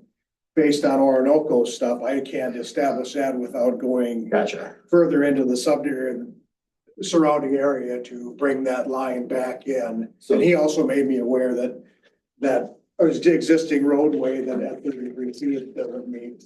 are you assuming nothing's straight? Well, So, and one other question I've got, regarding the whole, it is private property. I was kind of going along with the easement just for being nice guy. What happens if they want to extend that water sewer stuff on, so you go up to Center Street and now you want to head west down Center Street. Where's your next dead end? it's just down the street. Yeah, just down the street. You're still gonna have a dead end there. Right. You're gonna, yeah. And it it'll be a ends dead all end the time. close. put it on my property. Right. To me, that's kind of stuff that maybe should have been thought about That's as my part of the point. project. That's my Phase point to one force being- you to do something that. Yeah. Right. Well, and, you know, their cities don't have unlimited amounts of money and you have to make decisions on where to terminate water mains. And when you have opportunity to eventually loop them, you take advantage of that opportunity and secure the easement so that when you do have the ability to extend those water mains with appropriate utility funds, you have a corridor to do that with. That's all that's recommended. And so I'll just tell you, we recently did a lot split. I don't do many of these, but we, one a year, two a year. We did one in Winona County and the county recorder rejected what the city did because it didn't have adequate legal descriptions and they required a certificate of survey, which it was the city of Goodview who doesn't even have a minor subdivision ordinance. So it didn't even require city approval, but the county recorder actually cited to some title standards and wouldn't record those without it. So that's why I spotted that. I was like, I think you gotta have that. I mean, to record it, you definitely need legal descriptions. Whether this is sufficient, this might be sufficient right here, but it would have to be accurate as to if they go out Right, with the that's what I'm pins. working on. It's kind of an addendum to that survey. Yeah. That's been submitted, that's Yeah, been okay. approved. So you've it's a already, Matter of Yeah. establishing. yeah. He's got the boundaries, he just Yeah. doesn't have Yes. the lot line. You have paid for this much, they can just amend Yeah, this and, correct. yeah, okay.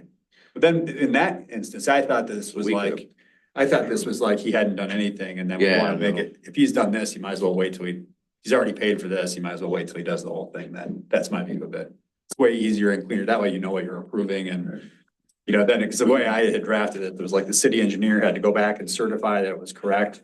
But what if it's slightly incorrect? Then, can So you do part of that? that base, on my end, part of that was the fact that I didn't want to proceed and pay for that without getting approval to do such. I mean, if I went ahead and paid and I gotta pay extra because he's gotta go establish a pinpoint that comes from the neighborhood down farther, he told me that could be another couple $1,000s or something like that. And it's like, I just did a survey for the perimeter. Do I spend that before I get approval on a lot split? Well, generally, that's how it works, because they That's can't the put application, something, yeah. they don't know what they're splitting. So you're voting on something with like a blank check for him to split it however he wants. I mean, it's kind of one of those things where the council's got to see how it's split, compare it to the zoning ordinance. It doesn't need a variance, doesn't need this, doesn't need that. And so the 16.5 feet, that was the other thing. So like, that's the amount of the variance. Or the amount of the frontage that would require a variance, that could change too, right? If they haven't set the pins yet, that could possibly change. So it's just, That's half a 33-foot right of way. That's the issue, is the right of way is only 33 feet wide Yeah, and they okay. want 2 lots, so. If they split only- the right of way, there's only 16 and a half feet of. so there's no more to find, yeah. But I mean, they could split it But I've unevenly. already got the right of way off Center Street for that. Well, this would basically be a shared driveway. Right, so Yeah. that would Shared. work for one of the 2 lots, but you'd Right. have still one that doesn't meet the standard. But I didn't put the road in. Doesn't matter. So that's one question I had too, because, based on what Phil said, and the 16.5 that's on one lot and 16.5 that's on another lot, but yet we want 50 feet for a city street. Any future city street. So it just seems like, what was unique about picking the middle of Center Street versus going 100 feet north and putting the point there? Well, I think that it allows both access or property owners access to the street then. That's half a street. It doesn't matter, it's the dedicated right of way. There's a 33-foot right of way there. Does it- It's substandard, but that's not, we can't control that. It is what it is. I guess without having a map in front of me, knowing what we're actually looking at. Well, there's 30, one of- 33 feet divided, give 16.5 on each side. That's right. Right, that's on the Phil's It's map. at the beginning when we discussed the public hearing section, all the maps. So we Yeah, got it's a on page letter one. about this meeting, about this whole thing, because I'm the guy that's right next to this, being affected by this. They're splitting the lot next to us. So we got a letter about saying this is gonna happen, but yet we don't have a say about none of what goes on? That's what I'm asking. Nobody said anything to us except we got a letter about this. So, and then you wanna take right away partially on my side, is what you're saying for easement? No, we were just asking a question is what we were asking of that. Because that's what he said, it could be 5 feet on each side of Well, easement, right? yeah, when we had So the you could public take hearing, someone- No, no, no, it was when we had the public hearing at planning and zoning is what we did. And that's when this was discussed and the fact was we don't know what's on the other side. So we were looking at that saying it had to be on the side we're looking at right now because we didn't have access to it. Yeah, Yeah, because all the easement is on us side. his property. Yeah, because, and we talked about that, but because we didn't know, we said, okay, we'll take it and put it on this as we were going through, because that was the property that we were looking at that time. And that was just for potential, Yeah, Yeah, Could be- potential. 10 years, 20 years, Yeah. and maybe they wanna tie water and sewer together. so, You know, but it's- thanks for, that's what we were trying to do at planning and zoning was to talk about this stuff, but thanks for your input. I appreciate that. All right, so we have a We need to table it motion to table it. until we get all the documents, I think is the right way to do it. Did you accept the friendly amendment? Yes, I did. No. Yes. It's his amendment, or was, No, it was it Jim. was Jim's, okay, I'm sorry. You accepted it? I Okay. accept it Accept the amendment to table it. until we get all the documents that there are. And you figure you'll have that in a couple of weeks so we can get I'm it back? hoping so, yeah, like I said, I talked to, Scott Beckel with Council Schofield on Friday. And he told me he was kind of booked up, but he was hoping he could get that out and established and drawn up. Hopefully by the first part of November. There again, we're pushing that Right, time limit, and after we left planning and zoning, it was like, could we approve it now based on having that? right. Approve it, then get the documents to Jason so we can do the, address change, or add to that. You can do it as long as it matches exactly what's in this resolution. My Right. concern is that it's not gonna match. Cause I just don't think surveys match that closely when there's something like. No, I mean, You said rewrite the resolution. Well, right, but then if you're gonna do that, bring it back to council anyway, why don't we just wait and do it once? That's what we're saying, that's a friendly amendment that was done. the other thing that would be important is for your surveyor to develop the legal description for Yes. the easement. right. Yeah, that's what I you told talked him. about that. So that's I told more him than to just include that. drawing a line on the paper. It's developing a legal description of the easement, and the description's fairly straightforward to write, but it's not just a line on the survey. That's just No, I Right, and I trust think he's him. aware. because you have to record that as well. Yeah, I trust in talking to him and him doing that. Yeah, just so he Process, I think. understands, because it's a little bit different than just a lot split. You would have to develop that, and An easement requires its own description. it does, and document. Right. And so you could have him also reach out to me and I can give him the city's template for easement. And like I say, I mean, as it sits right now, I wouldn't even need the easement. I mean, you're saying I do, but I don't, Yeah, because of the timing, because I can, I mean, You that could front move lot, that that center. line. So you could move that bottom line is what you're saying? No, I'm saying right now I could serve that north end with the water and sewer off of First Street, and I could serve that upper part that I want to split off from Center Street Right. in the future. So it's like, I don't need the easement, or I don't need the water to allow that room for a water and sewer line. but it would be a condition of the city's approval of the lot split. It's the city's prerogative to require utility easement on property within the city, is my understanding. That's what we're asking. And we kind of discussed that with Phil and everybody's on board with what it was. It was a difference between the 10 foot and the 20 foot. when we were doing it and looking at it, but yet it was understood that, you know, that makes sense, and I think everybody was on board with that, so. And it's, you retain the underlying title, you're just giving or granting an easement over the Right. title. And as far as Over the the 10 foot to 20 foot, I mean, yeah, 10 foot's not ideal to bring water sewer in, but you could use vaults or boxes to take. No, Could Take be that in too. directional or, you know, with an excavator, depending on what it takes. it doesn't need to be 20 feet. No, again, I didn't realize that. We were going with Phil said with the 10, Yeah. you know, and so that's how it came up with the 10. Okay, well, let's, we'll circle back around here in November with all the correct documentation. Jason's got a comment. I got a question. I just want to make sure we're clear. Mike brought up the point of the variance issue. What is council's decision on that with this? What steps do we need to make sure we take as staff? Does he need to get a variance for the? Well, here's what I would say. If you're gonna grant a variance, I think it should be in a separate resolution. It shouldn't be tucked away in the final, whereas in the final statement, we're gonna grant a variance. I think, you know, if that's what he needs, because Well, what we could do then is just bring it back to planning and zoning and do it as a variance if there is after It that. would be a second. That's what I want to make sure, because if we Because- need to tell him he needs to do a variance, he needs to apply for a variance and do all that. I want to make sure we're getting that done. yes, Needing council's decision on that. the rule in the all lot split codes and your lot split code is you can't split lots in a way that creates a conflict with your zoning or land use code.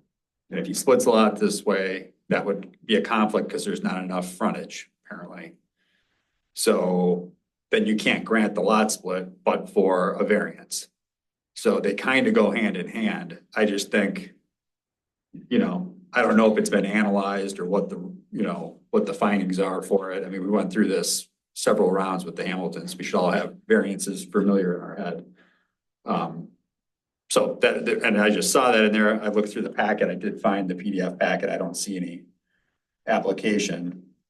No, there was no variance. No, because we didn't think we needed one until it came up on this. To be Yeah. that way, because Phil said we were okay with what was going on when we had Well, the planning and zoning.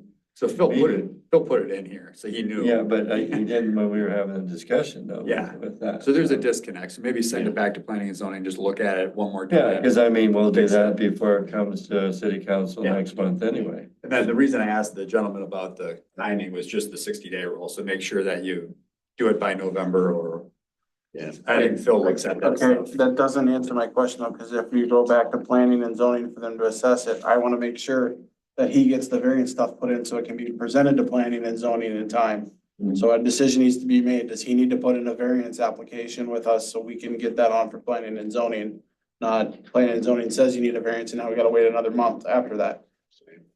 Well, according from what I'm hearing, I think we need to have a variance I mean, that's what I'm hearing from both Mike and Joe. There clearly needs to be a variance. The question is, are you gonna force him to submit an application and do a process, or did you already do the process? I wasn't there, so I don't know what happened. I mean, you're saying you didn't even know about it, I think. But yeah, no, we kind of, everything was fine, and all of a sudden when this came, it came as a variance this way, and we turned around, because it wasn't an issue when we were talking with Bill. Well, I think it was in Phil's original report And actually looking at it, at P and Z, there was discussion about the 16.5 foot frontage, wasn't there?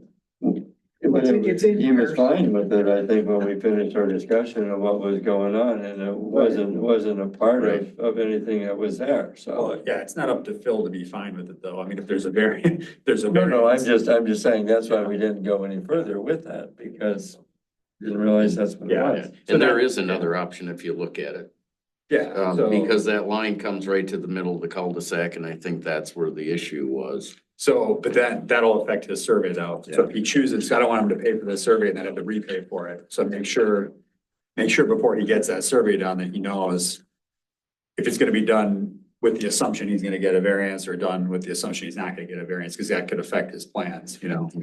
So those are some. Timing standpoint, in Phil's document on page 5, he has, the application was received on September 6th. Subdivision applications have a 120-day deadline for final action by council. Yeah. Per state statute, versus 60 days for zoning, so he has a deadline is January 5th, 2025. Yeah, So we're gonna be fine on it. but the 60 days would expire Yeah. on election day, I think. And then we could just ask for We an can just do a extension. special. Yeah. If we get an extension. Okay, so I'm good. I just wanted to point out my issues. Sorry, I apologize. Got issues, so. And you have the variance forms in the wall out here? Yeah. Is that tonight? No? I'll have to print them off. Okay, I guess we're out. We will print them off for you and let you know. We'll I notify don't you. have the zoning ones out there. We got your email. We can probably email it to you. So we'll do that tomorrow. Okay, I want to make sure we got that clear for you, so we can move forward with that. Last item is a WSB update.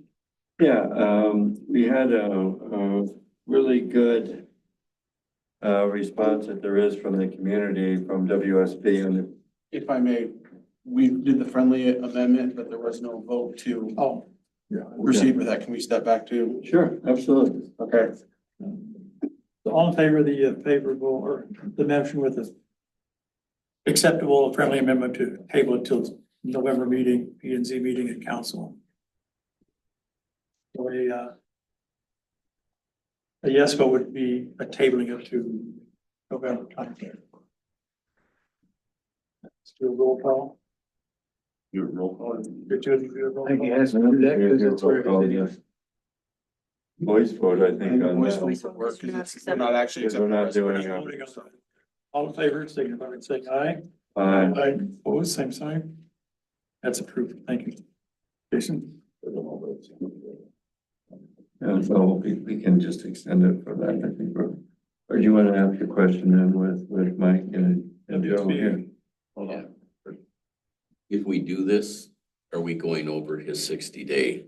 Well, we'd have to send him an extension. It would be November 6th. The council meeting's not till later in 19th. November. Yeah, so I just looked at that. So yeah, you'd have to just So send the him zoning application, yeah. for his lot split application. Yeah, so that's, you'd have to decide on that tonight or extend it till, so you can bring it back in November, which is fine. You just send him an email or a letter and do that. Just so we have a motion for that? No, Did they need a separate, because they just said they would extend it. yeah, no, And no, that, that's an administrative function. You can okay, do that. so send you an email saying it's extended through to November. Well, I would No, just it's say an okay. additional 60 days, just in case he doesn't get the survey or there's problems or whatever, so. We'll get the letter sent to you. Okay. WSB. I'll move it along. We had a really good response from the community on what they were looking at for different items that were there, and there were drawings or all kinds of things, and we had this both at a National Night Out, that they had a booth that was there, and also at Gold Rush. So I mean, it's excellent. If you need to have me make copies of this, I'll be more than happy to. But this is what came back with that, okay, and so we went over it with the steering committee. We've got another steering committee meeting that's gonna be held before planning and zoning next month, an hour before. And that's gonna be open to the public on that, just to go over some of the different. Yeah. You know, so, but yeah, it was excellent, very, very good, so. So Jim, I actually have one question on it. So I've been helping a number of cities redo their zoning codes, Plainview and Lewiston and Yoda are all doing the same similar project. Nobody's using WSB, but in each of those, they presented me a list of questions at the very end. So after they had finished it all and codified it, they had a list that, some of them, like Plainview had a lot of questions. Mhm. And then, Lewiston we're working on Lewiston now, but they didn't give me a lot of notice for that, because like they wanted to do it by the end of the year. As they're like, because they had contracts, one of them was with American Legal Publishing. And the contract had already been extended twice and they said they needed it immediately. So I would just note that if you're in charge of it, is that if they do want, and like, they don't want me to review the whole thing, they have very specific questions on certain sections. Sure. That they basically want me to make a decision so that they don't have to make a decision, but I think they know, is my view. Yeah. But if you want that, just make sure to let me know, if you want it done by X date, 5 days before is not sufficient. No, I that kind of can- thing. I- So That Yeah, would, we've got some time too off of it. It's not gonna be at the end of the year the way things are going, so you're gonna be fine. Take a breather on that one. perfect, So. perfect. Yeah, I'll take a copy of it for everybody else. I'll go ahead and I'll make a copy, maybe Nate can make a copy or whatever off of it, so. Oh, what? Of WSB, you've got it on your. Yeah, I just don't know what you have there, sorry. Oh, I just have the printout of what there was that went for a steering committee. Oh, And so okay. you've got that also. Yeah, we can get that emailed out. Yeah, Council member. yeah. So. But it was good. It's some good classes out of that. All right. The fire department? I've got a couple of things with that too. Oh. Okay, WSB?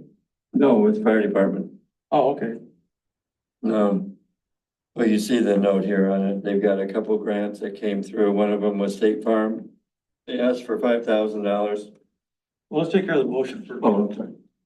There's a motion to accept retirement. Okay, okay, you're right. I make a motion to accept the retirement for Tina. I'll second it. Any other comments? Seeing none, all in favor, signify by saying aye. Aye. Oppose? Okay, now you're. Okay, the other one, yeah, they had written, a grant that there was from State Farm for $5,000 and they were offered $10,000 off of that. Nice. For the State Farm grant that went along with that. And the other one was Minnesota Department of Public Safety grant, which they ended up getting $40,000, which is gonna help for the radios. And so that was very, very good on what they got for the grants. Is there anything that specifies what they can spend it on? That one I think needs to go for the radios from what my understanding is on the way that grant was done. Okay, the one that they were really looking for was the one for I think it was a DNR grant that they were working with Olmsted County and hoping to get that one approved, and that one did not get approved. And so what it is, they were wanting to, needing to replace a lot of their air cylinders and their packs. So that one is one that's gonna kind of hit us, or however we need to take care of that, because they need to have 15 packs. And each pack is $12,000 per pack. Also what happened over this last month is the compressor died over there for the air compressor. And they can't fix it. They've been trying to, yeah, to refill the bottles first. So the price tag they have on that air compressor is $17,000. So we've got a couple things that they weren't planning on. They were hoping to have that compressor to go along with what Olmsted County was with that grant, but we have to find some other way around that. So I think it's something we need to take a look at as we go through the budget for next year. Is that something I don't know how old that machine is. Do they have a warranty or anything for that? Oh, no, machine? this machine is an old machine and they've repaired it like 3 or 4 times. And so it's now beyond repair for that. So they can get some air by going to a fire station that there is in Rochester, but that's not ideal for what's going on for the future for them to be able to operate. So with these two large amounts, in February, they spent $28,980 on radios already. Mhm. So this is more radios. That's what the grant was for, from what my understanding was, the way it was discussed. So with this large amount of money, why did they come to the council asking for approval? They just got this approval for the grant just like recently. That's why it's just not there. Okay, Well, it's so- something we can. But they address. could come to the council tonight asking for approval. Well, It seems like there's a lot of spending going on in the fire department that's without council's approval, I guess. well, no, this is just talking about it so we're aware of what's happening here, okay? The grants are the grants that they got. Yeah, they're not spending it. They're not, I'm just bringing you up to speed that these things are going on, so at least you know what's And happening you're saying the 40,000 must be used on radio. on radios. My concern is there's nothing brought to us that they were applying for this. And, cause for the budget standpoint, I look at it and go, okay, they're getting these grants, which is great, but that's $40,000, but they're still asking for more money for radios, but they're already getting $40,000 as a city. Is that fiscally responsible to Well, give them more money? Look at the timing of necessarily give. This, again, you were doing it before, okay, I'm just bringing up the speed of what's going on. We can work with this, especially with our budget meetings that we're gonna have coming up, and take a look at that before the final. But I'm just making you aware of what transpired. Yeah, and to me, there's no foul. I mean, they can write all the grants they want, but whether they get them or not, that's a different thing. So we have to plan like they're not getting them when we're doing budget. And now the timing, Jim's just making us aware that because when we were doing budget, they didn't have the grant. They weren't approved and now they're approved. So he's letting us know. So we take this back with us to budget. And I'm just asking for consistency too, because I know other committees have come before asking for approval to submit grants. So if that's the case, they can just, any committee can just submit grants then, and like the EDA and stuff like that. I just want to make it fair across the board for everybody who's doing grants. They can just go ahead and willy-nilly do what they need to. And we can make it that, when you're gonna, So- do a grant, at least let council know that's what's going on. And that's been the practice. I'm saying they didn't do that. So that's where I'm at with, I just Okay. trying to understand what's going on there. It probably wouldn't hurt to be notified in the office. No, I understand exactly what you're Jason, saying. that they've applied for these grants when they do. Well, that's, throughout the year, they get grants continuously. Johann's getting grants. The grants come into the fire department, but the city never sees that dollar figure for our records for the auditor. Why don't we see those dollars when they come into the grants for the fire department? Seems like they put them in, they keep, I'm not saying they don't deserve the money No, or keep it, but it's just a matter of record keeping. I think that it's important that the city knows what the fire department's doing. so I don't know if these came under the relief or if it came under the fire department. So those are. Wherever they came from. But I mean, Should have come oh, no, Yeah. point well made. I'm just. We're just looking for transparency for the fire department. We're not And that's why saying I'm they bringing. can't do it. We just say, Right. let's be more upfront with it. And we don't get into a situation like we're on, we're outfitting the fire truck now. That's another issue. We'll talk some other time, but it's unbelievable what they've done. Okay, well, appreciate the update. Issue was honestly that comment. So, mindful that we need to keep, we're an organization, we're a city, and we're just looking for working together with our funds and the grants that do come in. I am bringing you transparency, so you know that this is going on. Yeah. So, Appreciate that. And in terms of transparency, was there something? Did something happen with outfitting the fire truck? I guess I wasn't aware. I thought it was outfitted. I think it is. I thought that was done when I thought that was There done. was a when they plan, but the plan cracked in has the been door over there. expired. There's what? About that at the budget talks Oh, about we were their over. overspending. Spending out. That was discussed in the budget workshops. See, council wasn't aware of that, You brought it up at the It budget was talk. talked at the budget that workshop. we were overcharged. No, that they were No, it wasn't overspending overspent. Oh, than what they had initially submitted for approval from council to be able to outfit the rigs, so. the overcharge, I. Okay. Okay. Like first responders, Make a motion to accept a new member, Heather Armstrong. Second. discussion. All in favor, signify by saying aye. Aye. Oppose? That's approved. Next item. To accept the resignation of Mariah Lumen and Dana Dostal. Second.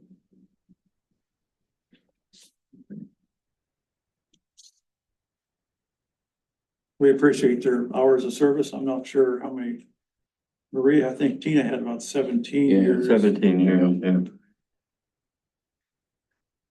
Yeah, we appreciate that. And honestly, kudos to the fire department for getting the grants. Any bit helps, Mhm. but I totally recognize transparency. All in favor, signify by saying aye. Aye. Opposed? Approved. EDA. Parks and Trails. This is it's a long paragraph, I could read it real quick. It's a Parks and Trails Committee supports the agreement for professional services between the City of Orinoco and SEH as it pertains to the master planning for the Zumbro River Regional Water Trail. Money has been allocated by the state of Minnesota to support the Zumbro River Regional Water Trail project. The funding has been approved by the state after a complete submission of a project plan. That's through the legislators. As the spearhead of the project, the city of Orinoco would accept the funds from the state of Minnesota and make payments with those funds to SEH for its work on the project. There is no cost to the city of Orinoco. SEH has provided a breakdown of the different tasks and subtasks that are complete. That's in the packet. They will then provide a monthly invoice with the updated information showing start and finish points of each task. So with that, I'll make a motion to approve the contract services. Just to be clarified, did you have a second? I'll second. Yeah, thanks. Okay, just to make sure on that, I see the total cost of this was about $165,000. Go Or ahead. but that's, none of it's gonna be coming out, so that's all straight paid for by the state then, correct? Yes. Okay, I just want to make sure, so. Who are the stakeholders in this? Stakeholders are the four counties, Olmsted, Dodge, Wabasha, and Goodhue are the counties. We got 4 counties and 11 cities that we received resolutions from. This is probably about 3-4 years ago. And we got funding from 3 of those 4 counties to get us to this point today with SEH. We put together a proposal for this LCCMR, which is the Legislative Citizens Commission on Minnesota Resources. It's part of our overall DNR funding, and this is one entity of that. So we put a project together. It had to be put into the legislative. So we've submitted a proposal last July of 2023. Proposal for our funding. It's the Zumbro River Water Trail is made up of the branches of the south, the middle, and the north branches of the Zumbro River from south of Rochester, Dodge Center, Pine Island, Zumbrota, all the way to the Mississippi River. So the idea is to put together a master plan identifying strategic 5 to 6 locations along the rivers to have egress and ingress. And at those sites that are selected, there will be parking lots, restrooms, picnic tables. There will also be signage out on the major highways, like the brown signs to Douglas Trail. There will be signs that go to those access points wherever they're finally decided. So this funding in the letter is going to identify the task that's ultimately, it's till December of 2025, where they will be putting together a master plan. And that master plan will also consist of a joint powers agreement between the 4 counties, or maybe just 3 counties. And that's all part of the funding to use for this. That will ultimately be submitted to the Greater Minnesota Parks and Trails Commission. And from that master plan, over the years going forward, then that commission will allocate, Joint Powers Board will take over the operation of the trail, and they will provide plans to say put training in or put in signs. So every year they will continually get funding, hopefully with their plans approved from the commission, so they can put in these signs or build in parking lots for the certain ones or restrooms for the certain, but it's a multi-year development, but we have to put the plan together first. And that's what this $170,000 will allow us to do. So it's a pretty aggressive year because the funding was appropriated. So we put back up to last year. So we got approval. They approved our recommendation, along with, I think there's 84 projects that were part of the legacy bill funding that was put into the legislative legacy bill that was discussed by the representatives back in January, February. It was approved and signed by the governor at the end of the session, so that's why we were part of that legacy funding, so. Well, I see on the, so who's all, so you said 3 of the 4 counties, somebody not signing on to this or? Wabash counties, I still continue to talk to them. Each county was asked to submit $14,000. Olmsted County and Goodhue submitted those $14,000 over a 2 or 3 year period. Dodge County is still $4,000 short, and Wabasha never did support it, so. But I think the cities of Millville, Tileman, Hammond, they all have rental facilities, outfitters. So there may be some opportunities for somewhere along that portion of Well, I it. can kind of see them not signing on to it because they already have them facilities in place. And they've been running canoe trails for decades down there. And this fund would be, if that's one of those chosen, that could be improved. That's, the funding could be used. Yeah, and businesses can be the stockholders So I too. see here They that, benefit from it, yeah. I guess I didn't read this before in our Parks and Trails meeting, but I see here in the last paragraph on page 2 of this. It says this will allow the city and the proposed Zumbro Joint River Powers Agreement to proceed. So this agreement doesn't even exist yet, per se, it says here. The agreement in your packet. Right here, it says this will allow the city, Orinoco, and the proposed Zumbro River Joint Powers Agreement to proceed. Doesn't this Zumbro River Joint Powers Agreement already exist? No. That will be, that's an end result that comes, if you look at the task, that is one of the tasks towards the end of task 3, master plan.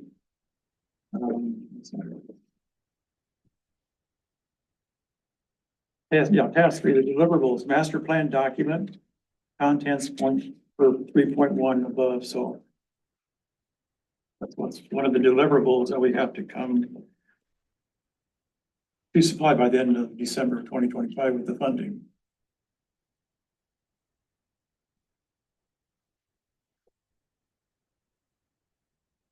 So it's meant to be recreational, also an economic development too, as we look at these different sites in different cities, so. But this 165,000 grant, it's just for Planning to do all these. planning all of this. It's not Administration. for nothing but planning. Yeah, just planning, engineering, putting a concept together. We submit the master plan to the commission, Greater Parks and Trails Commission, and that just goes to the next step of the joint powers agreement of identifying how we want to implement and get funding to do that implementation. And that's really when that joint powers board takes over and it goes to the next level and it's. Very similar to the Cannon Valley Bike Trail, that's a joint powers board. Different cities and the counties have elected officials and public residents involved with that joint powers board too.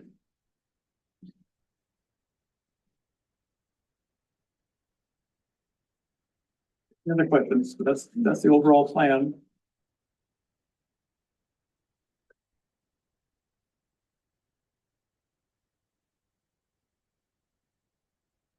SEH Carl, on page 33 of your packet, he resides in Minnetonka. And I've been working with Carl for the last 2 or 3 years. They were here at SEH in Rochester, and now they've transferred to this project manager in Minnetonka, so. And they have, SEH has done regional plans all over the state, so they have some experts. There's listing of the people that would be involved with it, and that's their experts and staff. All been involved with regional park development and everything, so.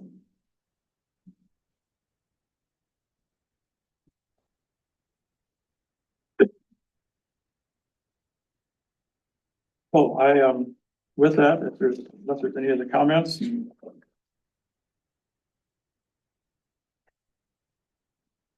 All in favor, signify by saying aye. Aye. Opposed? Approved. All right, thank you. All say aye. No, I didn't say that. So probably I was a no. I don't want to see us spend, I don't want to see us pinpointing the lake bed as a hot spot for canoe thing. And we spend millions of dollars on the old lake bed when it's 6 inches above the high water mark to start with. And we spend thousands of dollars each year cleaning it up every time the water goes up above the line. So I think developing our lake bed down here into a park and putting gazebos and all this stuff in it is just it's insane money you're spending. So that's my point. Leave it at that. Right, that's. All right, moving on. Jason, your report? Yep, just kind of go through real quick. So code enforcement, we had the nuisance house, the Nash house. That house has been demolished and brought down. It was brought to our attention that there was a shed put up after demolition. There was no building permit done. We've been working with CMS. They have been, a cease and desist has been put on there to stop that. And we were going through that process with them and trying to take care of that issue. There's some other code enforcement stuff as well, a few minor other ones. There was another shed that we dealt with not far from there. I've been working with them. I think this next line was a leftover from the previous month that didn't get deleted. We've again finished work on the preliminary budget, and that was sent off to Olmsted County for the 2025 preliminary budget. I did put in here recommendations for doing some more budget workshops in November. I've got 2 main dates of the 7th and 13th, and then an optional one for the 21st. Please let me know if those don't work for you. But again, I want to get ahead of this and just kind of start talking through things. So we hit December rolling as we need to. And with that, we'll go through, after this, there's an action for setting the truth in taxation hearing date at the council meeting. Also attended a couple of the MCMA annual conference planning committee meetings that I was selected to be part of this year. We began working with Diligent BSNA on their programs for the city and being the implementation process for those and working through what's going to be needed to transition into each of those programs as well. Started working on briefly on the fee schedule for 2025. I wanted to try and get ahead of that. Just looking at things as we've gone through here, I think our fee schedule is lacking in many areas, and as we continue to grow and develop the city, I think it needs to be looked at and readdressed. So that's why I'm trying to get an early start on that. I'm hopeful to have something for November for you guys to be able to review as a council for approval in December. If not November, I will try to get it out, so there's still plenty of time before the packet in December as well. It just depends on how busy we get with stuff. Spent some time working with, or meeting with the King Development Group that's working on the, oh my gosh, I'm drawing a blank on the name, the Gold Rush, whatever they decided. Gold Rush Crossing. Gold Rush Crossing. So we spent, obviously, that project's been starting to get ground, and assisting them with their needs as they need right now. I've been talking with them about trying to figure out the annexation process, and I've been talking with the county, and there's a group with an acronym, TCPA, I think it is. Township The county. Planning Commission or something. Yeah, the township stuff. They, again, I'm working with them on getting this annexation process figured out, what it's gonna take for them. So that's still coming along. More information will be released as we get it along the process for everybody. I have put in here cannabis stuff. That's pretty much the rest of this is talking about cannabis and the new ordinances that need to come in. So you'll see there's a couple different attachments that need to be reviewed and recommended. And I kind of talked with Mike a little bit about this and what other surrounding areas are doing and whatnot. But in here, you'll see there's the state put together a model, the Office for Cannabis Management put together a model ordinance that cities can use. And so that's the first attachment. The second attachment or thing in here is from, sorry, I'm still scrolling through this long one, is the ordinance that was put together by Olmsted County for what they're doing. And so you can kind of get an idea of what Olmsted County is doing, because the options are we create our own or we fall under Olmsted County. Right now, a lot of surrounding communities are falling under Olmsted County. Rochester just decided they're going to let Olmsted County handle it. So there's a kind of a lot of just idea of let the county handle this and fall under the county for the provisions and the laws instead of trying to work this ourselves. And I know Jason, planning and zoning, what, last year was it? Yeah, We talked yeah. about that. About possibly drafting. The possibility of drafting our own. Kathy was talking about it. We were talking about pros and cons, so Yeah. it'd be a good discussion. Yeah, there's a lot to go along to turn around and to draw your own. Oh, I know. There's I guess there's gonna be 3 dispensaries in Olmsted County, is that what it is? Or- Yeah, 14. 14, it's a lottery. Yeah, it's a Yeah, lottery. but, The thing that we'll have to worry about is when it comes to zoning is figuring out where we're going to allow what zoning and how that's gonna work. And that's a separate piece than the licensing Yeah. ordinance. You can delegate the licensing to them, but you should tell these WSB people, when you go through your individual zoning districts, you wanna make it not permitted, probably mostly.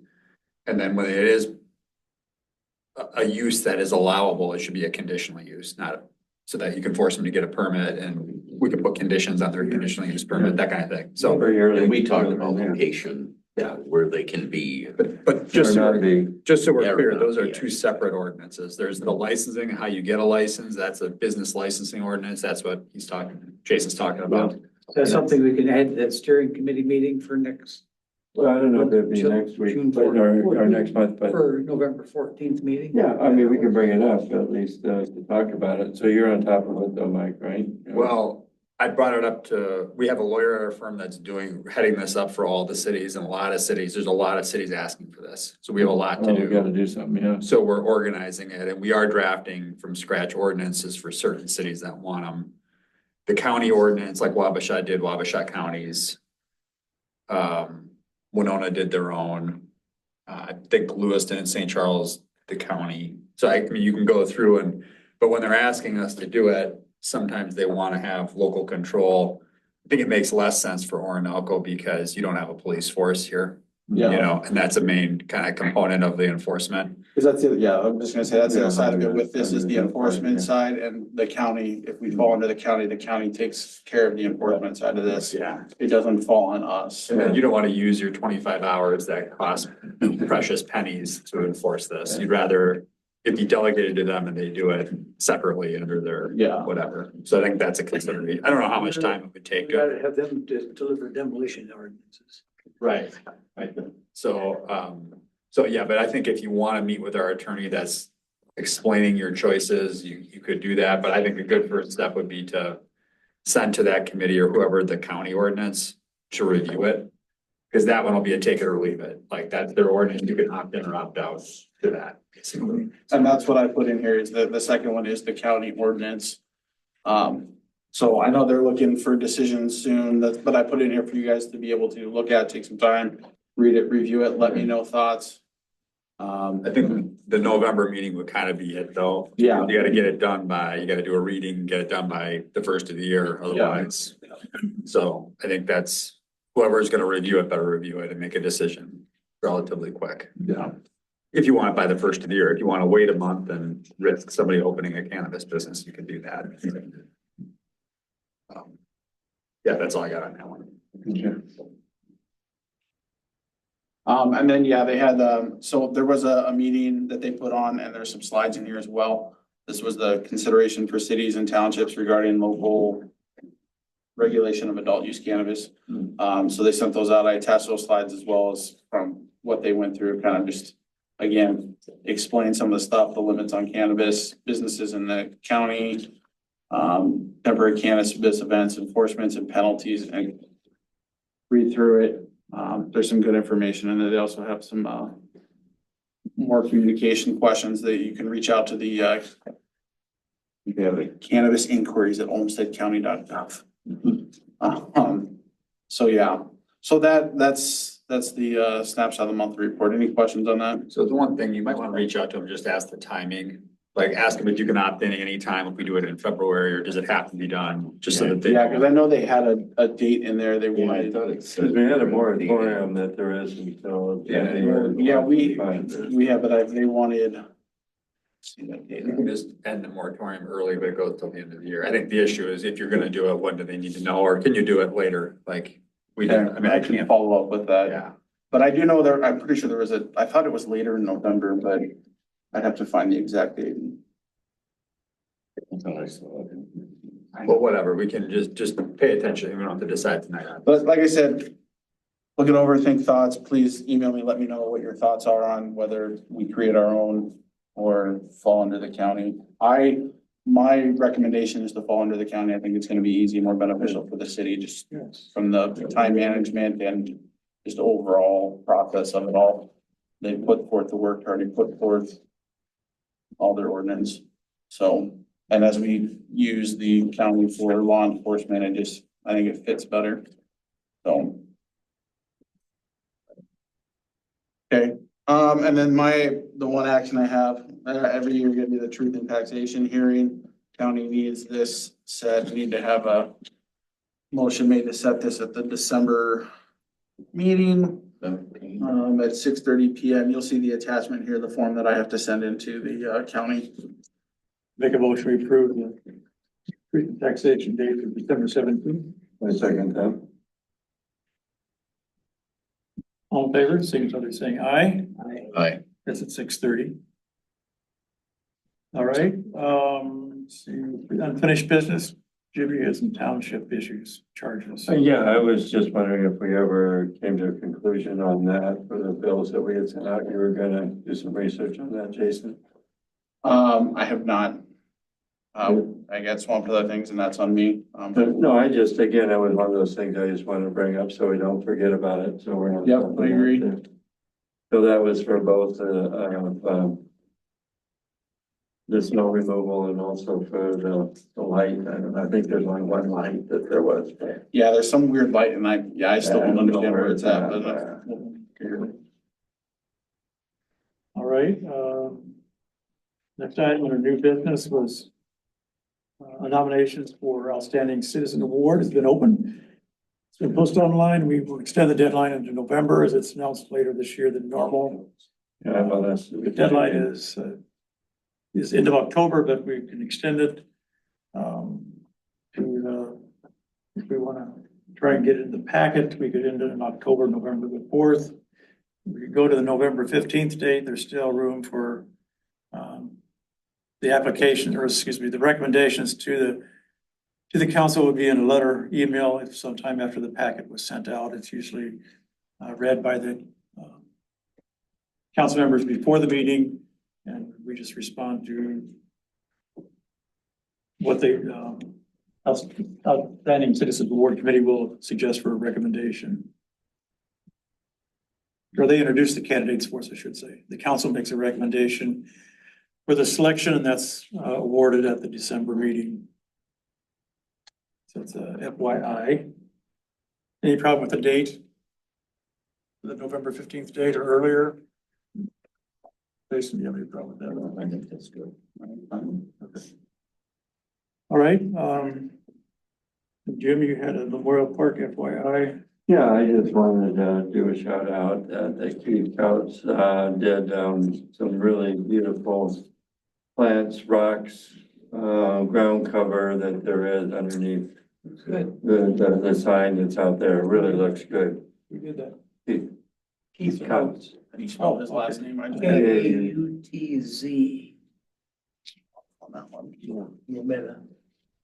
No, he really did it. It was nice that that was on his own. He wanted to do that when they got to the city. So it was nice. Did the Parks Committee know he was doing that? I informed the Parks Committee and gave him the phone number, but he never got contacted by anybody. I did bring that up in the Parks and Trails meeting. What did you? Just wanted I to- sent Katie a picture of it. Okay, so Katie was aware. All right. The next item is a closed session. The agenda item is the threatened litigation pertaining to the Cedar Woodlands third development of the Two Sisters Restaurant property. This meeting will be closed pursuant to Minnesota statute sections 13D.05. So I will now entertain a motion to close this portion of the meeting. Make a motion to close. A second? I'll second it. All in favor, signify by saying aye. The time is 8:45. The city, Orinoco City Council will now go into closed session in the city of Orinoco City Council meeting room. Only authorized city of Orinoco representatives may attend any portion of the closed session. So with that, if you want to stop the video.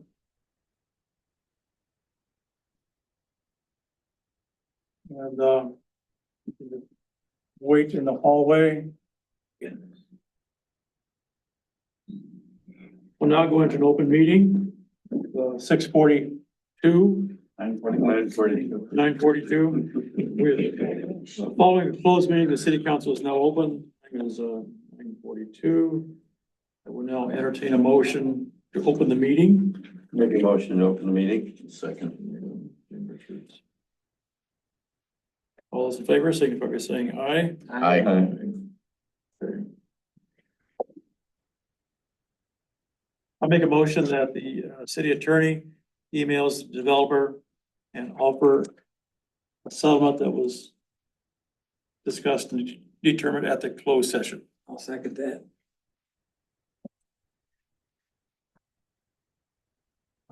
Oh, yeah, that's what, okay. Did you get the motion? Okay. Sorry, my brain is, yes. Okay. Any If you got it discussion? close enough, I will get it, yeah. The sponge isn't working as well. No, it's. All those in favor, signify by saying aye. Aye. Opposed? That's approved. Motion, we approve the consent agenda. I had a couple comments on there that were. Second. I'll second. Oh, did you? Okay, sorry. Again, I can make just a couple quick corrections. On page 82. You guys mind if I head out? Oh, good. Thanks, Nick. Thanks, Mike. Thank you, Mike. Have a good night. Thank you, Mike. Touch base later this week. Drive safe. Developer Mary King, I believe that's Cindy King. I mean, I just looked at plans and then a couple. What was it? On page 82. Yes, paragraph. Okay, for the EDA minute. It's Linda instead of Mary. Oh, I had caught one as well, just an editorial, if I can find it. On page 99.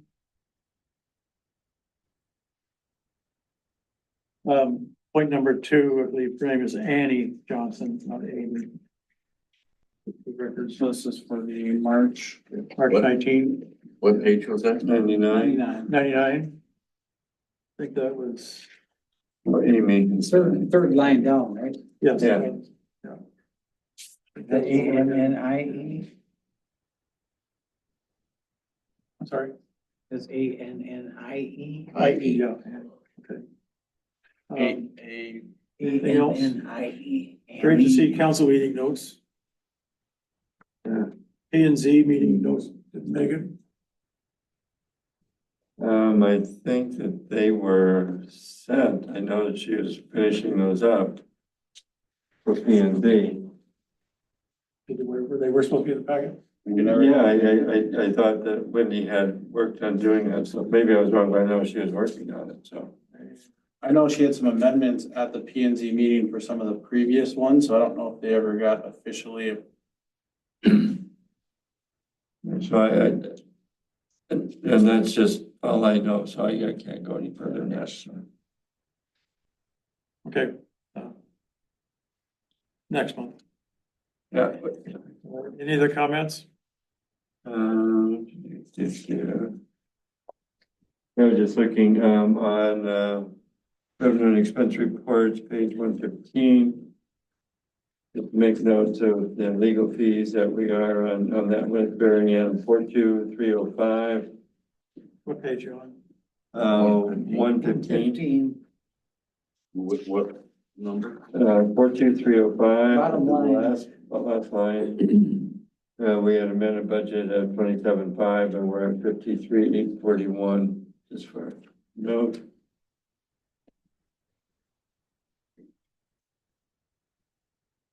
And then I had a question and maybe I can figure out more of this stuff also with the fire department, which is I'm on page 116.